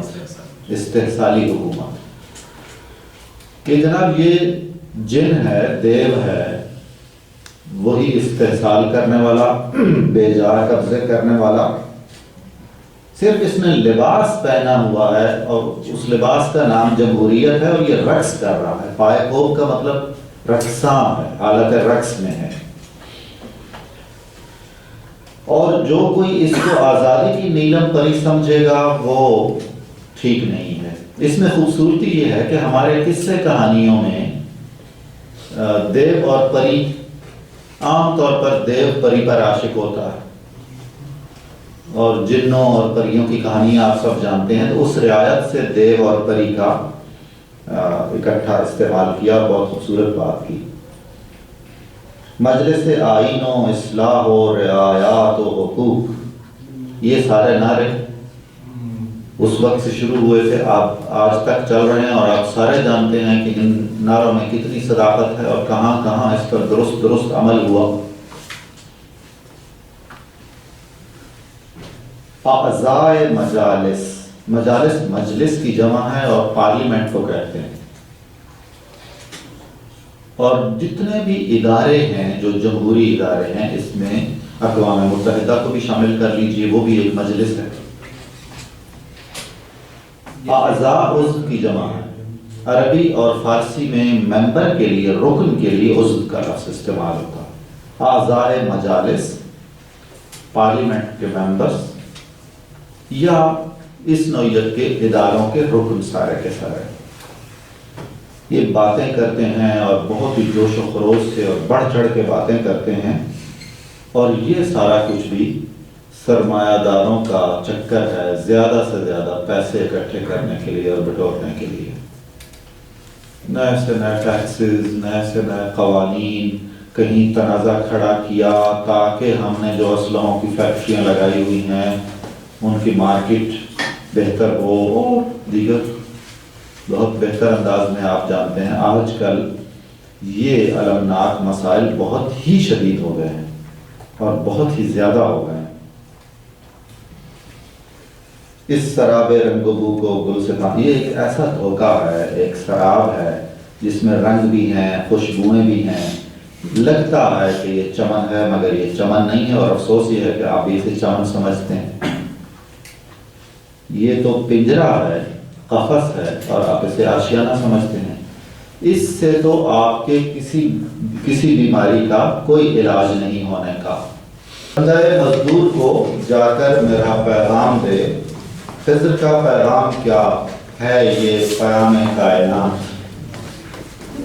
اے کہ تجھ کو کھا گیا سرمایہ دار ہیلا گر، شاخ آہو پر رہی صدیوں تلک تیری براز.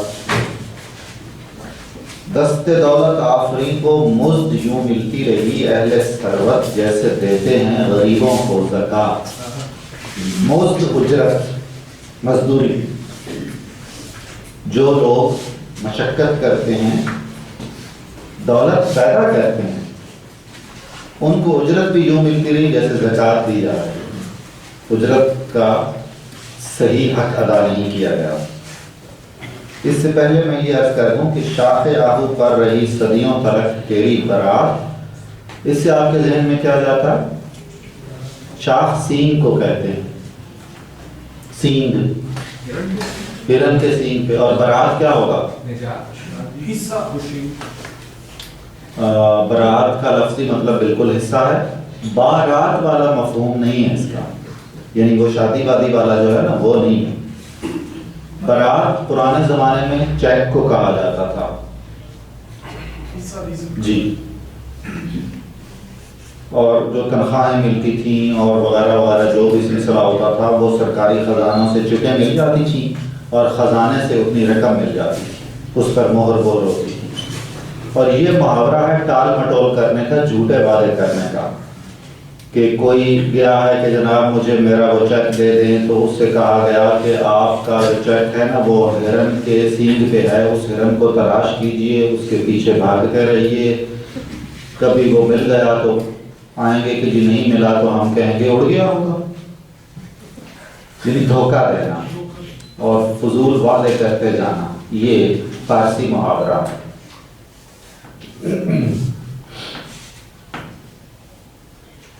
ساحر الموت نے تجھ کو دیا برگ حشیش، اور تو اے بے خبر سمجھا اسے شاخ نبات. نبات مصری کی ڈلی.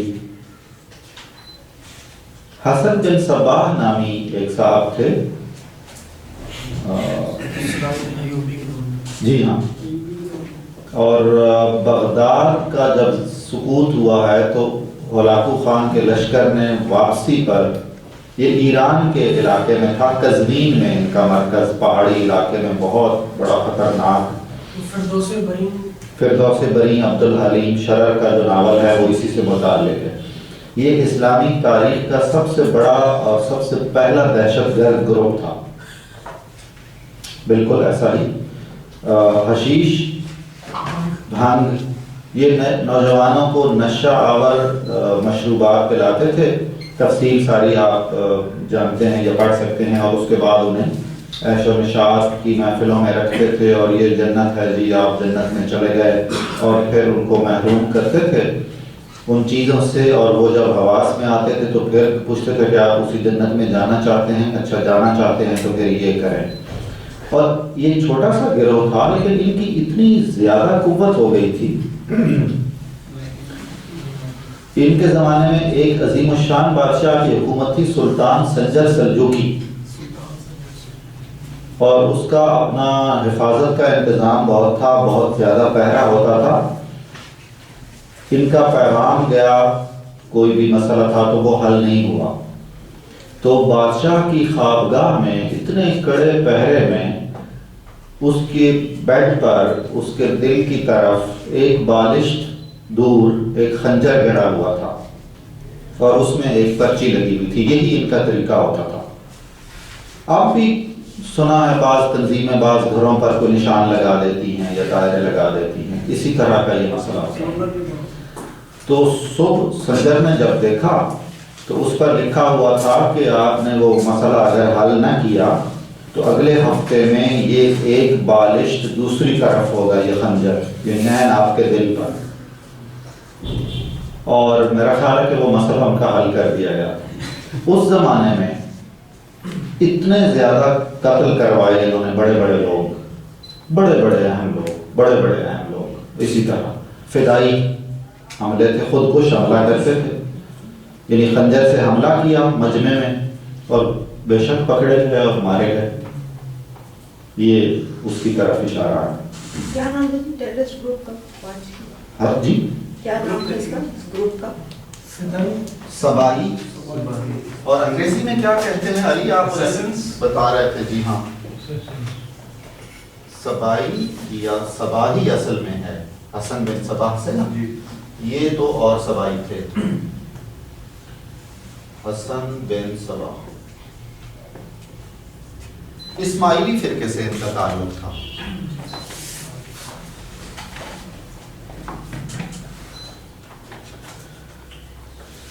یہاں اور وہ انہوں نے بہت زیادہ پیسہ اور خزانے بھی اکٹھے کیے ہوئے تھے، ایک طرف وہ دہشت گردی کا استعارہ بنے ہوئے تھے اور دوسری طرف سرمایہ داری کا۔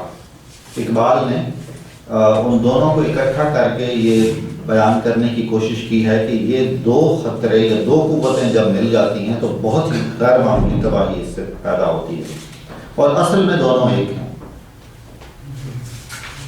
نسل، قومیت، کلیسا، سلطنت، تہذیب، رنگ۔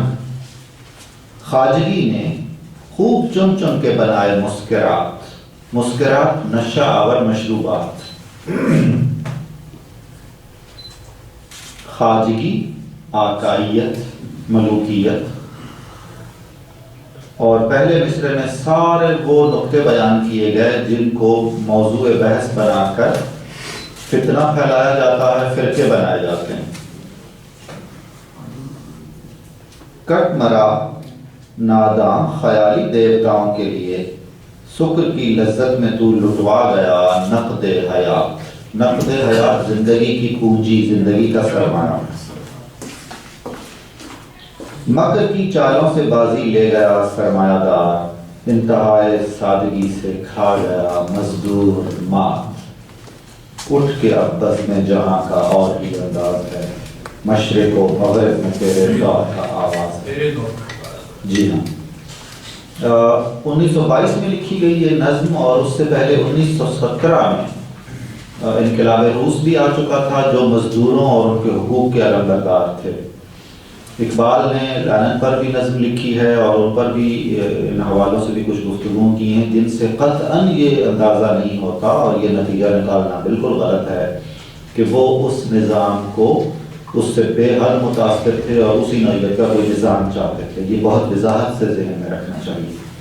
انہوں نے اس پر تنقید کی ہے اور بہت صحیح عادلانہ انداز میں، جس طرح ان کا نقطہ نظر تھا کہ اگر کسی بھی تحریک یا کسی بھی انقلاب میں کچھ اچھی چیزیں ہیں تو ان کا ذکر کیا جائے اور جو خرابیاں ہیں ان کی نشاندہی کی جائے۔ ایک پورے کل میں اور مکمل طور پر جس نظام کو انہوں نے پسند کیا ہے اور جس سے وہ شدید متاثر ہوئے ہیں اور جس کے فروغ کے لیے وہ کوشاں رہے ہیں، وہ بالکل وضاحت سے آپ کے ذہن میں رہنا چاہیے کہ سوائے اسلام کے کوئی نہیں، اور وہ بھی اسلام کا حقیقی نظام۔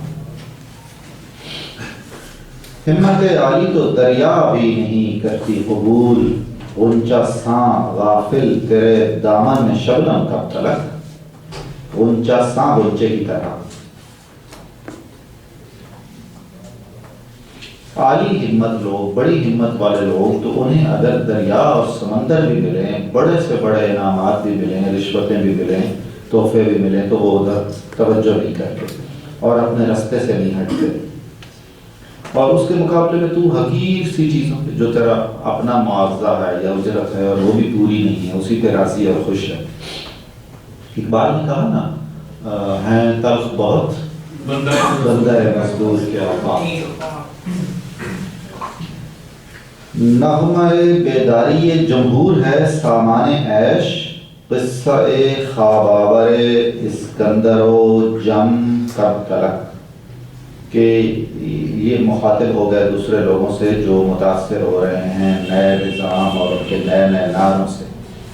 آپ اگر جائزہ لیں پوری تاریخ کا، اور اگر تاریخ پاکستان کا جائزہ لیں، تو آپ اندازہ کریں کہ یہاں مختلف زمانوں میں کن کن طرح کے نعروں سے عوام الناس کو بیوقوف بنایا گیا، اور کسی بھی نعرے کا کوئی نتیجہ اور کوئی ثمرہ اب تک عوام الناس تک نہیں پہنچا۔ یہی کم و بیش صورتحال رہی پورے عالمی تناظر میں اگر دیکھا جائے۔ آفتاب تازہ پیدا بطن گیتی سے ہوا، آسماں ڈوبے ہوئے تاروں کا ماتم کب تلک، توڑ ڈالی فطرت انسان زنجیریں تمام، دوری جنت سے روتی چشم آدم کب تلک، باغبان چارہ فرما سے یہ کہتی ہے بہار، زخم گل کے واسطے تدبیر مرہم کا تلک، کرم کے ناداں طواف شمع سے آزاد ہو، اپنی فطرت کے تجلی زار میں آباد ہو۔ یہ کیا امیدیں ہیں، اور نیا سورج زمین کے پیٹ سے، زمانے کے پیٹ سے برآمد ہو رہا ہے، اور جس میں امکانی طور پر اقبال کے خیال میں بہت سارے دکھوں کا مداوع ہے، بہت سارے زخموں کا مرہم ہے، بہت سارے مسائل کا علاج ہے۔ تو اس وقت کی فضا میں عالم اسلام میں سب سے نمایاں ایک جو ہلچل تھی وہ ترکوں کی آزادی کی تحریک تھی۔ اور جب ہم اقبال کا مطالعہ کرتے ہیں تو یہ دیکھتے ہیں کہ جہاں کہیں بھی انسانیت کے لیے کوئی مفید تحریک یا اسلام کے حوالے سے کوئی مفید تحریک نمایاں ہوئی ہے، انہوں نے اپنی ساری امیدیں اس سے وابستہ رکھی اور اس کو بہت خراج تحسین پیش کیا۔ اور پھر جو ہی ان کو اندازہ ہوا اور انہوں نے تجزیہ کیا کہ یہ نتائج تو ویسے نہیں نکل رہے ہیں بہت سارے وجوہ کی بنیاد پر، تو وہ بھی انہوں نے اس کا ذکر کر دیا۔ اس زمانے میں ایران میں بھی خاتمہ ہو رہا تھا ایک طرح سے شہنشاہیت کا، اور تبدیلی آ رہی تھی، اور جنہوں نے وہ تبدیلی شروع کی اور اسے کامیاب کیا انہوں نے خود شہنشاہیت اختیار کر لی۔ اور ترکی میں جو تحریک پیدا ہوئی اور اس کے نتیجے میں خاتمہ ہوا عثمانی خلافت کا، اور جو نتیجے نکلے وہ اقبال کی توقع کے مطابق ہرگز نہیں تھے، چنانچہ انہوں نے کہہ دیا نہ مصطفیٰ نہ رضا شاہ میں نور اس کی ہے روح شرق بدن کی تلاش میں، کہ روح شرق بدن کی تلاش میں ہے ابھی۔ رضا شاہ ایران کے پہلوی حکومت کے بانی تھے، اور پھر ان کا بیٹا اس خاندان کا خاتمہ اس پہ ہوا، اور مصطفیٰ کمال پاشا جن کو اتا ترک کہا جاتا ہے، یعنی ترکوں کا بابا قوم۔ اب دنیا اسلام کا بھی ایک سوال تھا اور اس کی صورتحال پر بھی بات ہوئی تھی۔ خضر اپنا موقف اور اپنا نقطہ نظر اس حوالے سے بیان کرتے ہیں۔ کیا سناتا ہے مجھے ترک و عرب کی داستان، مجھ سے کچھ پنہا نہیں اسلامیوں کا سور و ساز۔ لے گئے تسلیس کے فرزند میراث خلیل، خشت بنیاد کلیسا بن گئی خاک حجاز۔ اچھی بہت دکھ بھری کہانی ہے، بہت ہی المناک۔ خشت اینٹ، گرجے کی بنیاد کی اینٹ بنائی گئی حجاز کی مٹی سے۔ یہ وہی معاملہ ہے جس کا میں نے آپ سے ذکر کیا تھا، ترکوں کی جو تحریک تھی اور اس میں شریف مکہ کا جو کردار تھا۔ تسلیس تین خداؤں والا تصور۔ ویسے تو تسلیس کا مطلب ہے تین کونے ہونا، اسی لیے ہم تکون کو مثلث کہتے ہیں۔ اور چونکہ عیسائیوں کا جو آج کل عقیدہ رائج ہے اس میں تین خداؤں کا تصور ہے، اور کسی حد تک یہ ہندو مت میں بھی تین بڑے دیوتا ہیں ان کے، یہاں تو عیسائی ہی مراد ہیں۔ زرتشت کو کیا ہوا؟ نہیں، زرتشت ایرانی جو پس منظر کے ہیں ان کے بارے میں یہ کہا گیا، اور یہ درست نہیں ہے، وہ بھی تحریف شدہ بات ہے کہ وہ دو خداؤں کا تصور ہے ان کا، نیکی کا خدا اور بدی کا خدا، یزداں اور اہرمن۔ یزداں نیکی کا خدا اور اہرمن بدی کا خدا۔ یہ تصور بالکل یوں تھا جیسے ہمارا تصور خدا اور تصور ابلیس ہے، اور خدا نخواستہ کہیں اسلام کی تعلیمات مسخ ہو جائیں اور تصور ابلیس بڑا ہوتا ہوتا ایک بالکل خود مختار مکمل خدا کی حیثیت اختیار کر لے، اللہ نہ کرے ایسا، تو تب بالکل ویسا ہوگا۔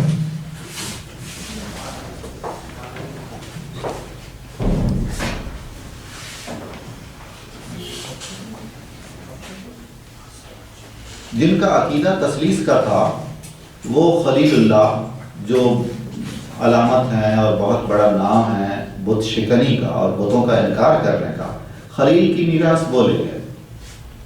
اور انتہائی افسوسناک صورتحال یہ بن گئی کہ جہاں سے کرنیں پھوٹی تھیں اسلام کی، وحدت انسانی کی، مساوات کی، عدل کی، ایک ایسے اقتدار کی جو بنیادی طور پر خدمت انسانیت کے لیے، اسلام کا جو تصور حکومت ہے وہ بہت ہی خوبصورت تصور حکومت ہے۔ سید القوم میں خادموں، جو سردار قوم ہے وہ خادم قوم ہے۔ اب ہم خادم الحرمین الشریفین کو بھی جانتے ہیں اور مقامی خدام الشریفین وغیرہ کو بھی جانتے ہیں، میں بالکل کسی کی دل آزاری نہیں کرنا چاہ رہا، لیکن یہ بگڑی ہوئی ساری شکلیں، یہ درست تصور نہیں ہے۔ وہ جو سید قوم تھا، بجا طور پر جو سید قوم تھا، وہ تو غریبوں اور محتاجوں کی چیزیں اپنے کندھے پہ اٹھا کے گھر بھی پہنچاتا تھا، اور اگر کسی کے گھر میں روٹی کھانا وانا نہیں بنتا تھا تو وہ رات بھر روتا تھا کہ میں اتنا نااہل ہوں، مجھے اس کا پتہ نہیں چل سکا۔ اور جس نے کہا تھا کہ میں کیا اللہ کو منہ دکھاؤں گا، اگر فرات کے کنارے کوئی کتا پیاسا مر گیا تو میری تو یہ ذمہ داری ہے اگر میں سید قوم ہوں۔ تو یہ تصور ہے جس کے ہم وارث ہیں۔ لے رہا ہے میں فروشان فرنگستان سے پاس، وہ میں سرکش حرارت جس کی ہے مینا گداز، مینا گداز جو سراہی کو پگھلا دینے والی۔ یہ ایران پر چوٹ ہے رضا شاہ پہ کہ وہ انگریزوں کے میخانے سے ایسی شراب حاصل کر رہے ہیں، لے رہے ہیں جو ان کی سراہی کو ہی پگھلا دے گی، یعنی ان کی اپنی تہذیب، ثقافت اور مذہب کا حلیہ بگڑ جائے گا، یا وہ بگاڑ دیں گے۔ اور ایسا ایران میں انہوں نے کیا، یعنی ترکی میں بھی اور ایران میں بھی دونوں جگہ پر جبراً وہ پردے اتروائے گئے خواتین کے، اور ایسی بے شمار مثالیں۔ حکمت مغرب سے ملت کی یہ کیفیت ہوئی، ٹکڑے ٹکڑے جس طرح سونے کو کر دیتا ہے گیس، یعنی وہ جو چالاکی جس کا سارا پس منظر ہم نے دیکھا اور سنا، بتا رہے ہیں کہ انہوں نے نہایت فنکاری سے بہت زیادہ احساس دلائے بغیر ٹکڑوں میں بانٹ دیا پوری امت مسلمہ کو۔ اور پہلے ہم نے دیکھا کہ اس کی بنیاد بنی بٹوارے کی، کبھی نسل، کبھی قومیت، کلیسا، سلطنت، تہذیب، رنگ وغیرہ، مذہب۔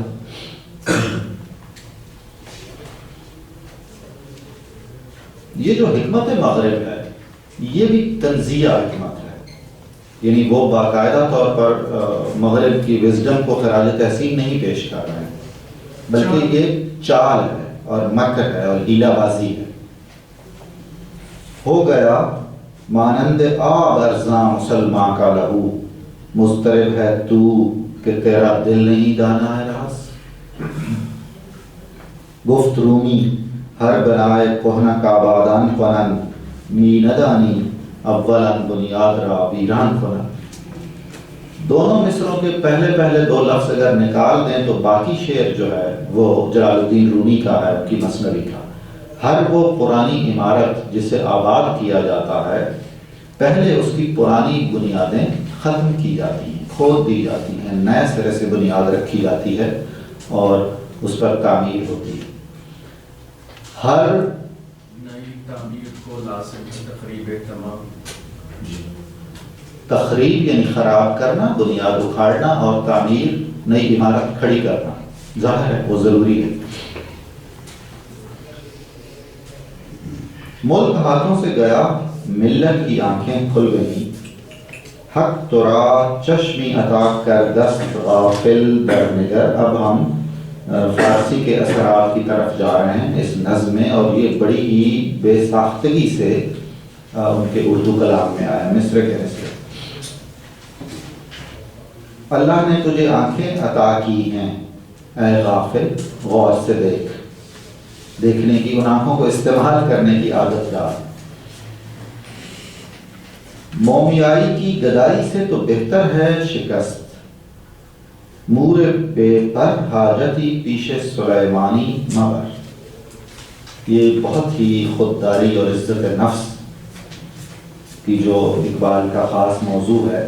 مومیائی ہمارے کلاسیکل طب میں ایک ایسی دوائی جس کو سلاجید کہا جاتا ہے، جسے ٹوٹی ہوئی ہڈیوں کو جوڑنے کے لیے بہت مفید قرار دیا جاتا ہے، اس کو مومیائی کہتے ہیں.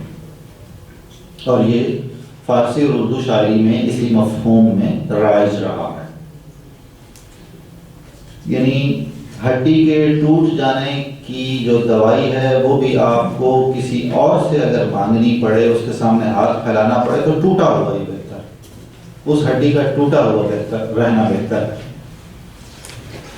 اے چیونٹی جس کے بالوں پر نہیں ہے، جو بہت حقیر ہے، اپنی کوئی خواہش، اپنی کوئی ضرورت سلیمان کو بھی مت بتاؤ. یعنی اب ایسی خلافت عثمانیہ اور اس کی بحالی جس کے سامنے ہمیں انگریزوں کے سامنے ہاتھ پھیلانا پڑ رہا ہے، اس خلافت کا نہ ہونا بہتر ہے. ربط و ضبط ملت بیضا ہے مشرق کی نجات، ایشیا والے ہیں اس نقطے سے اب تک بے خبر. بہت اہم نقطہ ہے. کبھی انہوں نے کہا تہران ہوگر عالم مشرق کا جلوہ، شاجت کو رائے اس کی تقدیر بدل کر. اور انہی کے افکار پہ ایک دفعہ پاکستان کی تاریخ میں RCD بھی بنی اور کئی کوششیں بھی ہوئیں. پھر سیاست چھوڑ کر داخل حصار دین ہو، ملک و دولت ہے فقط حفظ حرم کا ایک ثمر.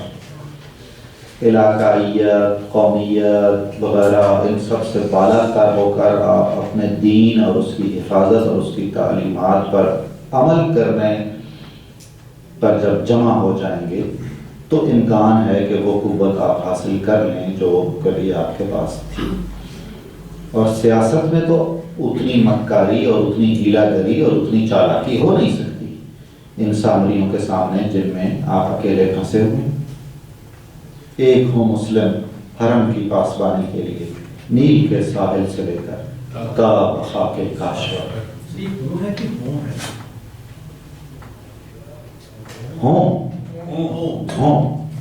ہوں نہیں جی. ڈاکٹر صاحب ایک سوال، یہ سیاست کا لفظ استعمال کیا گیا یہاں پہ ان دا سینس وہ جو ہم پہلے بات کر رہے تھے کہ وطنی سیاست ایک ایسی چیز ہے جو کہ لوگوں کو آئیڈینٹیفائی کرتی ہے اور ڈسکریمنیٹ کرتی ہے ان کی سیکٹیرین بنیادوں پہ یا تو یہ مطلب اس کو بھی ریلیٹ کیا گیا. بالکل ہاں بالکل. کاشگر کہاں پر ہے؟ چائنا میں. بالکل ان کا بہت بڑا صوبہ ہے جو مسلم اکثریت کا صوبہ ہے اور بہت قدیم مساجد ہیں وہاں، بڑے بڑے عظیم لوگ وہاں رہے، اب بھی ہیں. جو کرے گا امتیاز رنگ و خون مٹ جائے. ترک خرگاہی ہو یا عربی والا گوہر. بہت خوبصورت، بہت مشکل انداز میں بات کی ہے لیکن بہت ہی خوبصورت بات کی ہے. خرگاہ کہتے ہیں بہت بڑے خیمے کو، شان و شوکت والا خیمہ جو عام طور پر بادشاہوں کے لیے لگایا جاتا تھا. بڑا ہی اس کی شان و شوکت ہوتی تھی، عجیب عجیب جھالریں اور قالین اور دور دور کہنے کو خیمہ تھا. والا گوہر اعلیٰ نسل والا. عربوں کو بھی ناز ہوتا ہے نا اپنے اچھی نسل کا، اور خصوصاً اگر کوئی عرب جس نے غداری کی ہو اور وہ ہاشمی بھی ہو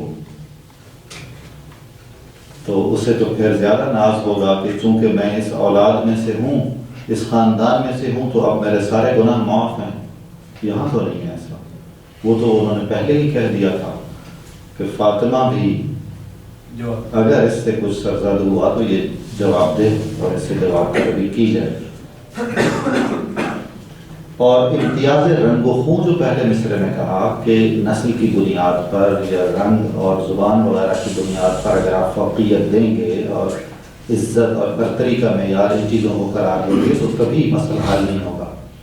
یہ بات اس لیے بھی کی کہ آگے یہ کہنا تھا ترک خرگاہی. جی خرگاہ اشارہ ہے سلطنت کی طرف بھی، یعنی جن کی بارگاہ اس وقت مسلم تھی، سپر پاور تھی. ان کا نمائندہ کون تھا جو اس سارے کھیل میں شریک تھا؟ ابتدائی طور پر کچھ اور لوگ اور بعد میں خود اتاتورک بھی. ظاہر ہے وہ اس معیاری ضابطے اور دائرے میں تو نہیں رہا. عربی والا گوہر ایسا عربی جو بہت اعلیٰ نسل کا ہو. نسل اگر مسلم کی مذہب پر مقدم ہو گئی، اڑ گیا دنیا سے تو مانند خاک راہ گزر. مذہب کو پہلی ترجیح حاصل ہے، وطن کو بھی بعد میں، اور نسل کو، اور یہ تمام معاملات جو ہیں یہ سارے بعد میں آتے ہیں. تو یہ غالباً سب سے پہلے پاکستان کا کسی حد تک جواب ہونا چاہیے اس بات کی زبان سے. اگر ایسا ہو گیا تو پھر آپ یوں سمجھ لیجیے گا آپ اتنے بے حیثیت ہو جائیں گے جیسے رستوں پہ ریت کے یا مٹی کے ذرے. تا، یہاں تا کا مطلب پھر تاکہ ہے. تا خلافت کی بنا دنیا میں ہو پھر استوار، لا کہیں سے ڈھونڈ کر اسلاف کا قلب و جگر. ہے کہ نشناسی بہت ہی خوبصورت شعر ہے، بہت بڑا سبق ہے اس میں. اور عجیب بات یہ ہے کہ یہ مسئلہ ہمیں 1400 سال سے درپیش ہے، اور مزید افسوسناک بات یہ ہے کہ اسی طرح درپیش ہے کہ نشناسی خفیرہ از جلی ہوشیار باش، ہے گرفتار ابو بکر و علی ہوشیار باش. ہے وہ آدمی جو چھپی ہوئی چیزوں اور ظاہری چیزوں میں کوئی فرق ہی نہیں کرتا ہے، تجھے ہوشیار رہنا چاہیے.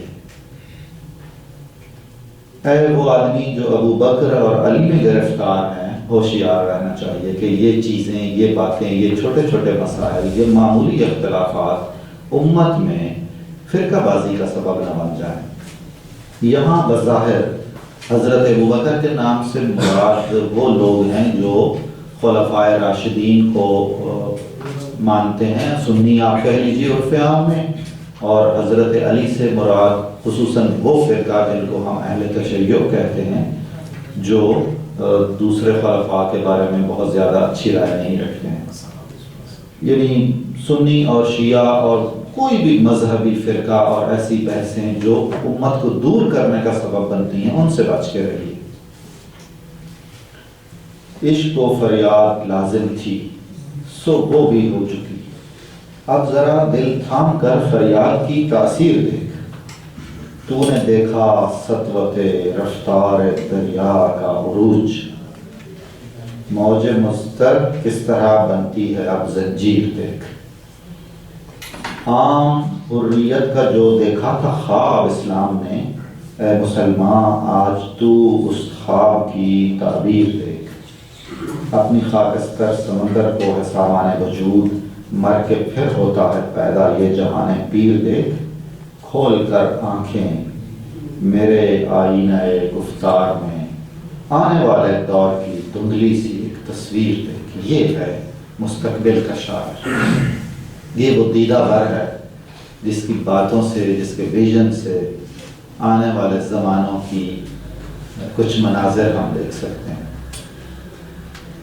آزمودہ فتنہ ہے ایک اور بھی گردوں کے پاس. آزمودہ آزمایا ہوا ہے، یہ عام لفظ ہے.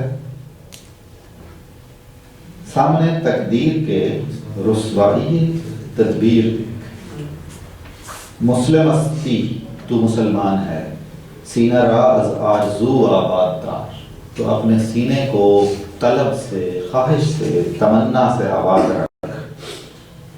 ہر زمان پیش نظر لا یخلف المیعاد دار. یہ جو اللہ کا وعدہ ہے جس میں اللہ نے کہا ہے کہ اللہ اپنے وعدے کو پورا کرتا ہے اور وعدہ خلافی ہرگز نہیں ہو سکتی اللہ کے وعدے میں. اس پیغام پہ نظر رکھ اور امید رکھ. جناب سر، مسلمانوں کو امید دلائی جا رہی ہے یہ آخری پیسج میں جی کس واقعے کی طرف اشارہ ہے؟ جو خلافت بالنبوہ کا جو کنسپٹ ہے کہ وہ قیامت کے قریب اس طرح نبوت کی طرح کی خلافت قائم ہوگی اور مسلم اپنی پیک پہ جائیں گے. بالکل بالکل. دیکھیے خلافت جو علی منہاج نبوت ہوگی یعنی ان بنیادوں پر ہوگی جو دور رسالت میں طے ہو گئی تھی. یہ ایک نام ہے اور اس نام کے تحت وہ ساری صفتیں موجود ہیں جو آج کے مسائل کا بہت بڑا حل ہے. اس میں انصاف بھی ہے، انصاف کی فوری فراہمی، اس میں مساوات انسانی بھی ہے، معاشی مساوات بھی ہے، اور وہ سیاسی مسائل بھی نہیں ہیں جو آج کل ہم دیکھتے ہیں. انسان کا انسان سے رابطہ، خدمت خلق، ایک فلاحی اور رفاہی سلطنت یا ملک. اور وہ وعدہ جس کی طرف اشارہ کیا گیا ہے وہ تو یہی ہے. وہ وعدہ قرآن کریم میں اور احادیث میں مختلف ناموں سے اور مختلف صفتوں سے بیان کیا گیا. مثلا ایک جگہ کہا گیا کہ انتم الاعلم، تم ہی بالادست رہو گے یا تم بالادست ہو جاؤ گے، کہیں اس طرح وعدہ ہے. پھر یہ کہ اگر رسول کریم صلی اللہ علیہ وسلم کی امت کو امت وسط قرار دیا گیا تو امت وسط کا تو یہ درجہ نہیں ہے کہ وہ مظلوم ہو اور حقیر ہو اور محتاج اور گداگر بنی ہوئی ہو، ایسا تو نہیں ہے. آپ دیکھ لیجئے کہ بالکل اسی نقطہ نظر سے اگر ہم دیکھتے ہیں تو اس وقت کرۂ ارض پر جہاں جہاں مسلمان ہیں، دنیا کا بہترین سرمایہ ان کی سرزمینوں میں ہے، اور غالباً سب سے بہتر پوزیشن میں ہے. وہ یہ جو جنگی اسٹریٹجیز ہوتی ہیں وغیرہ وغیرہ، اس نقطہ نظر سے بھی دیکھیں تو وہ خطے غیر معمولی اہمیت رکھتے ہیں. یہ سارا کچھ ہو جانے کے بعد وہ مصیبت اور شامت کون سی ہے جو اس منزل تک جانے نہیں دیتی؟ وہی سارے یہ ہیں، یہی باتیں جو بتائی تھی، اور آخری وعدہ تو وہی ہے.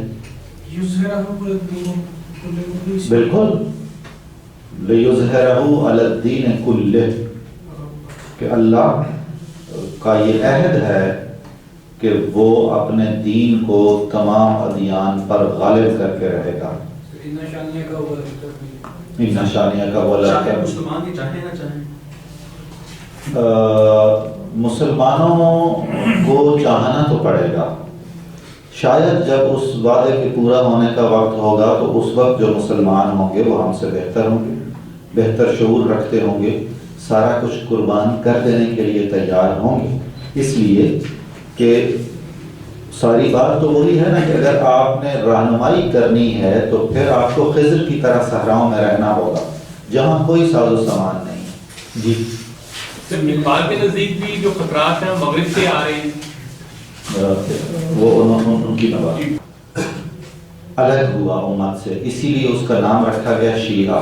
شیعہ کا مطلب ہے گروہ، ایک گروپ. اور اس کے بعد دوسرا جو بڑا فرقہ بنا اور انہوں نے امت کی کثرت سے علیحدگی اختیار کی، اس کا نام ہے معتزلہ. ان کی گراؤنڈز مختلف تھیں، کچھ علمی اور کلامی مباحث تھے جن میں کوئی رائے کچھ، کوئی رائے کچھ. معتزلہ کا مطلب بھی ہے وہ لوگ جو الگ ہو گئے. اعتزال کا مطلب ہے الگ ہو جانا. اس کا مطلب بنیادی طور پر کسی بھی آدمی سے محبت رکھنے پر تنقید نہیں ہے یا اس کو ناپسند نہیں کیا جا رہا. گروہ بندی اور فرقہ بازی، چاہے وہ مسلک کی بنیاد پر ہے، کسی نسل کی بنیاد پر ہے، کسی زبان کی بنیاد پر ہے، اس کو برا بھلا کہا گیا، ناپسند قرار دیا گیا، کیونکہ وہ پھر لامتناہی نہیں رہنے دیتا نا، وہ تو پھر چھوٹے چھوٹے دائروں میں پابند کر دیتا ہے. میں پنجابی نہیں بولوں گا اس لیے کہ قومی زبان ہے اور قومی زبان کی بڑی تقدیس ہے، اور اگر میں سندھ میں ہوں اور سندھ کا مقامی ہوں تو میں اردو بالکل نہیں بولوں گا کہ اس سے میری سندھی کو خطرہ لاحق ہو جاتا ہے. اور میں 65 برس کے بعد بھی اس ملک کے لیے اور اسلام کے نام پر اپنا گھر بار چھوڑ کر پاکستان میں آ جانے والوں کو مہاجر ہی کہتا رہوں گا، اور ان کو حکارت کی نظر وغیرہ وغیرہ وغیرہ سارے وہ معاملات ہیں. یہ علامتیں ہیں بس، اور یہ علامتیں طے شدہ بات ہے کہ ایک سنی کی علامت ہے اور ایک شیعہ کی علامت ہے. یہی پوچھنا چاہ رہے تھے. جی نعمان صاحب. اس کا پہلا جو سیکنڈ لاسٹ ڈیٹ کا اس میں لکھا ہوا ہے کہ آزمودہ فتنہ ہے ایک اور بھی گردوں کے پاس. ہاں جی وہ کیا ہے؟ ہاں وہ میرا کوشچن تھا.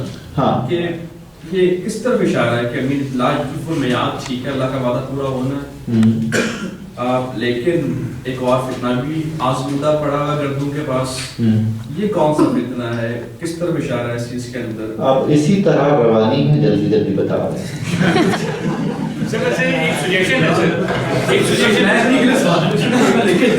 ایک سجیشن یہ ہے کہ نعمان صاحب کا لیکچر 1 گھنٹہ پہلے رکھ لیا جائے۔ نہیں، یہ بہت مفید بات کرتے ہیں سر اسی لیے وہ ہمیں پریپیئر کر دیں گے تو اس کے بعد پھر ہم آپ کے ساتھ بات کرتے ہیں۔ ہاں، وہ اگر آپ کو پریپیئر کر دے تو پھر تو اس سارے دکان کی ضرورت ہی نہیں ہوگی، میری دکانداری ختم ہو جائے، پھر ہم آپ کو بیٹر سمجھ سکیں گے۔ جی آپ بتائیے۔ یہ اس طرف تو نہیں جو آج کل ٹی وی چینل پہ بھی مطلب وہ سٹارز اور وہ سارے جو آ رہا ہے جی کہ آپ یہ اسٹون پہنیں گے تو وہ مطلب آپ کی تقدیر کو نیچے لے کے جاتے، توہم پرستی کی طرف لے جانا۔ مقصود ہے کچھ اور ہی، تسلیم اور رضا کا وہ چیزیں۔ سر یہاں پر سے یہ بھی ہو سکتا ہے کہ اشاروں کے نام میں بات بالکل نہ کریں۔ مولانا آپ بالکل واضح بتائیں کیا آپ کہنا چاہ رہے ہیں؟ کہ تقدیر کے پابند ہوں، یعنی کہ اپنی کوتاہیاں جو تقدیر پہ ڈال دینا یا تدبیر کے سامنے تقدیر کو زیادہ۔ یہ میں 4-5 لوگوں سے بات کروا کے آپ سے فیصلہ کرواؤں گا۔ بتا دوں آپ کو پہلے کہ میرا پرسپشن کیا ہے اس کے بارے میں، غلط بھی ہو سکتی ہے۔ ان دو شعروں کو ملا کے جو میرے سے بات آتی ہے کہ اللہ کا وعدہ تو پورا ہونا ہے، جی ہاں، لیکن ممکن نہیں ہے کہ آپ جب تک مسلمان سمجھ کے بیٹھے ہیں آپ ہی کے تھرو پورا ہو۔ یہ بھی درست بات ہے۔ قرآن اس طرح آپ کی توجہ دلواتا ہے کہ اگر تم لوگ نہیں بہتر ہوں گے تو اللہ تم سے بہتر لوگوں کو لے کے آپ کو تمہارا وعدہ پورا کروا دے گا۔ اپنا وعدہ اور بھی اب میرا خیال ہے کہ میں بھی اپنی رائے ضرور پیش کر دوں، اس لیے کہ نعمان صاحب نے بات کر دی۔ میرا خیال ہے کہ یہ آزمودہ فتنہ یہ ہے کہ کچھ لوگ تو امت میں ہمیشہ ایسے رہتے ہیں جو سارا کچھ کام کر کرا کے میدان میں ہوتے ہیں، ان پر ایک رنج اور الم کی کیفیت آ جاتی ہے کہ نتائج حسب منشا نہیں نکل رہا ہے، اور وہ وعدہ کب پورا ہوگا، وہ دل شکستہ ہو جاتے ہیں کہ جی ہم تو پوری تدبیر کر رہے ہیں، جس کا اشارہ بھی ہے کہ ہم جو کچھ بھی کر رہے ہیں وہ نتیجہ خیز نہیں ہو رہا، تو وہ لوگ نہ بیٹھ جائیں۔ یہ ان لوگوں میں ایک ایسا فتنہ ہو سکتا ہے پیدا کہ یہ ساری جد و جہد لا حاصل ہے، بے نتیجہ ہے، اور چند لوگوں کی محنت اور مشقت سے نتائج تو نہیں نکلتے ہیں، وہ دل شکستہ ہو کے منظر سے ہٹتے جائیں، ایسا نہ ہو۔ میں یہ سمجھتا ہوں اس کو، اور یہ مطلب بھی بالکل اس کا نکل سکتا ہے جو نعمان نے بتایا۔ آپ اس کو دونوں تینوں شعروں کو ذرا غور سے پڑھیے گا اور ان ساری گفتگوؤں کی روشنی میں کسی نتیجے پہ پہنچیے گا۔ نام ایک لوگ اور بھی کہتے ہیں کہ تو نہ مٹ جائے گا ایران کے مٹ جانے سے میں کو تعلق نہیں پیمانے سے، اے ایان یورش تاغار کے افسانے سے، واسطہ مل کے کعبے کو صنم خانے سے۔ جی ہاں، اور وہ ہے نا کہ ابس ہے شکوہ تقدیر یزداں، یہ نعمان صاحب کی جو رائے ہے اس کے لیے بالکل درست شعر ہے۔ تو خود تقدیر یزداں کیوں نہیں؟ اور یہ تو ہمارے لیے بڑی پریشانی کی بات ہوگی کہ اگر وہ حامی ہی ہیں تو اس کا مطلب ہے ہمیں وہ سارا کچھ چھوڑنا پڑے گا، دنیاوی خواہشیں اور وہ چھوٹی چھوٹی آرزویں جہاں ہماری فکسیشنز ہیں، اور ہماری جان نکل جاتی ہے کہ ایسا نہ ہو، ایسا نہ ہو، ایسا نہ ہو، پھر کیا بنے گا؟ جی ہاں۔ آج کی اس گفتگو کے حوالے سے کوئی بات رہ گئی ہو، کسی نے کچھ پوچھنا ہو؟ سر آپ نے تذکیر کی بات کی، میں ریئلی ایگری کرتا ہوں کہ کچھ ایسے اسکالرس ہیں اور کچھ ایسے لوگ ہیں جو ہمیں سکھا سکتے ہیں اس کو آسان الفاظ میں۔ پرسنلی مائی پرسیپشن ہے کہ میں جب بھی علامہ اقبال کو سنتا ہوں اس میں اوپنلی اسپیکنگ 70 to 80% ایسے آئیڈیاز سنتا ہوں جو کہ مجھے لگتا ہے کہ میں ان کے اوپر عمل نہیں کر سکتا، تو اس کا بھی سولوشن اس کا سلوشن میرا خیال ہے I really want something that is workable. Even I want to. اس کا سلوشن چونکہ آپ کا فی الحال یہ انفرادی مسئلہ لگ رہا ہے، باہر آئیے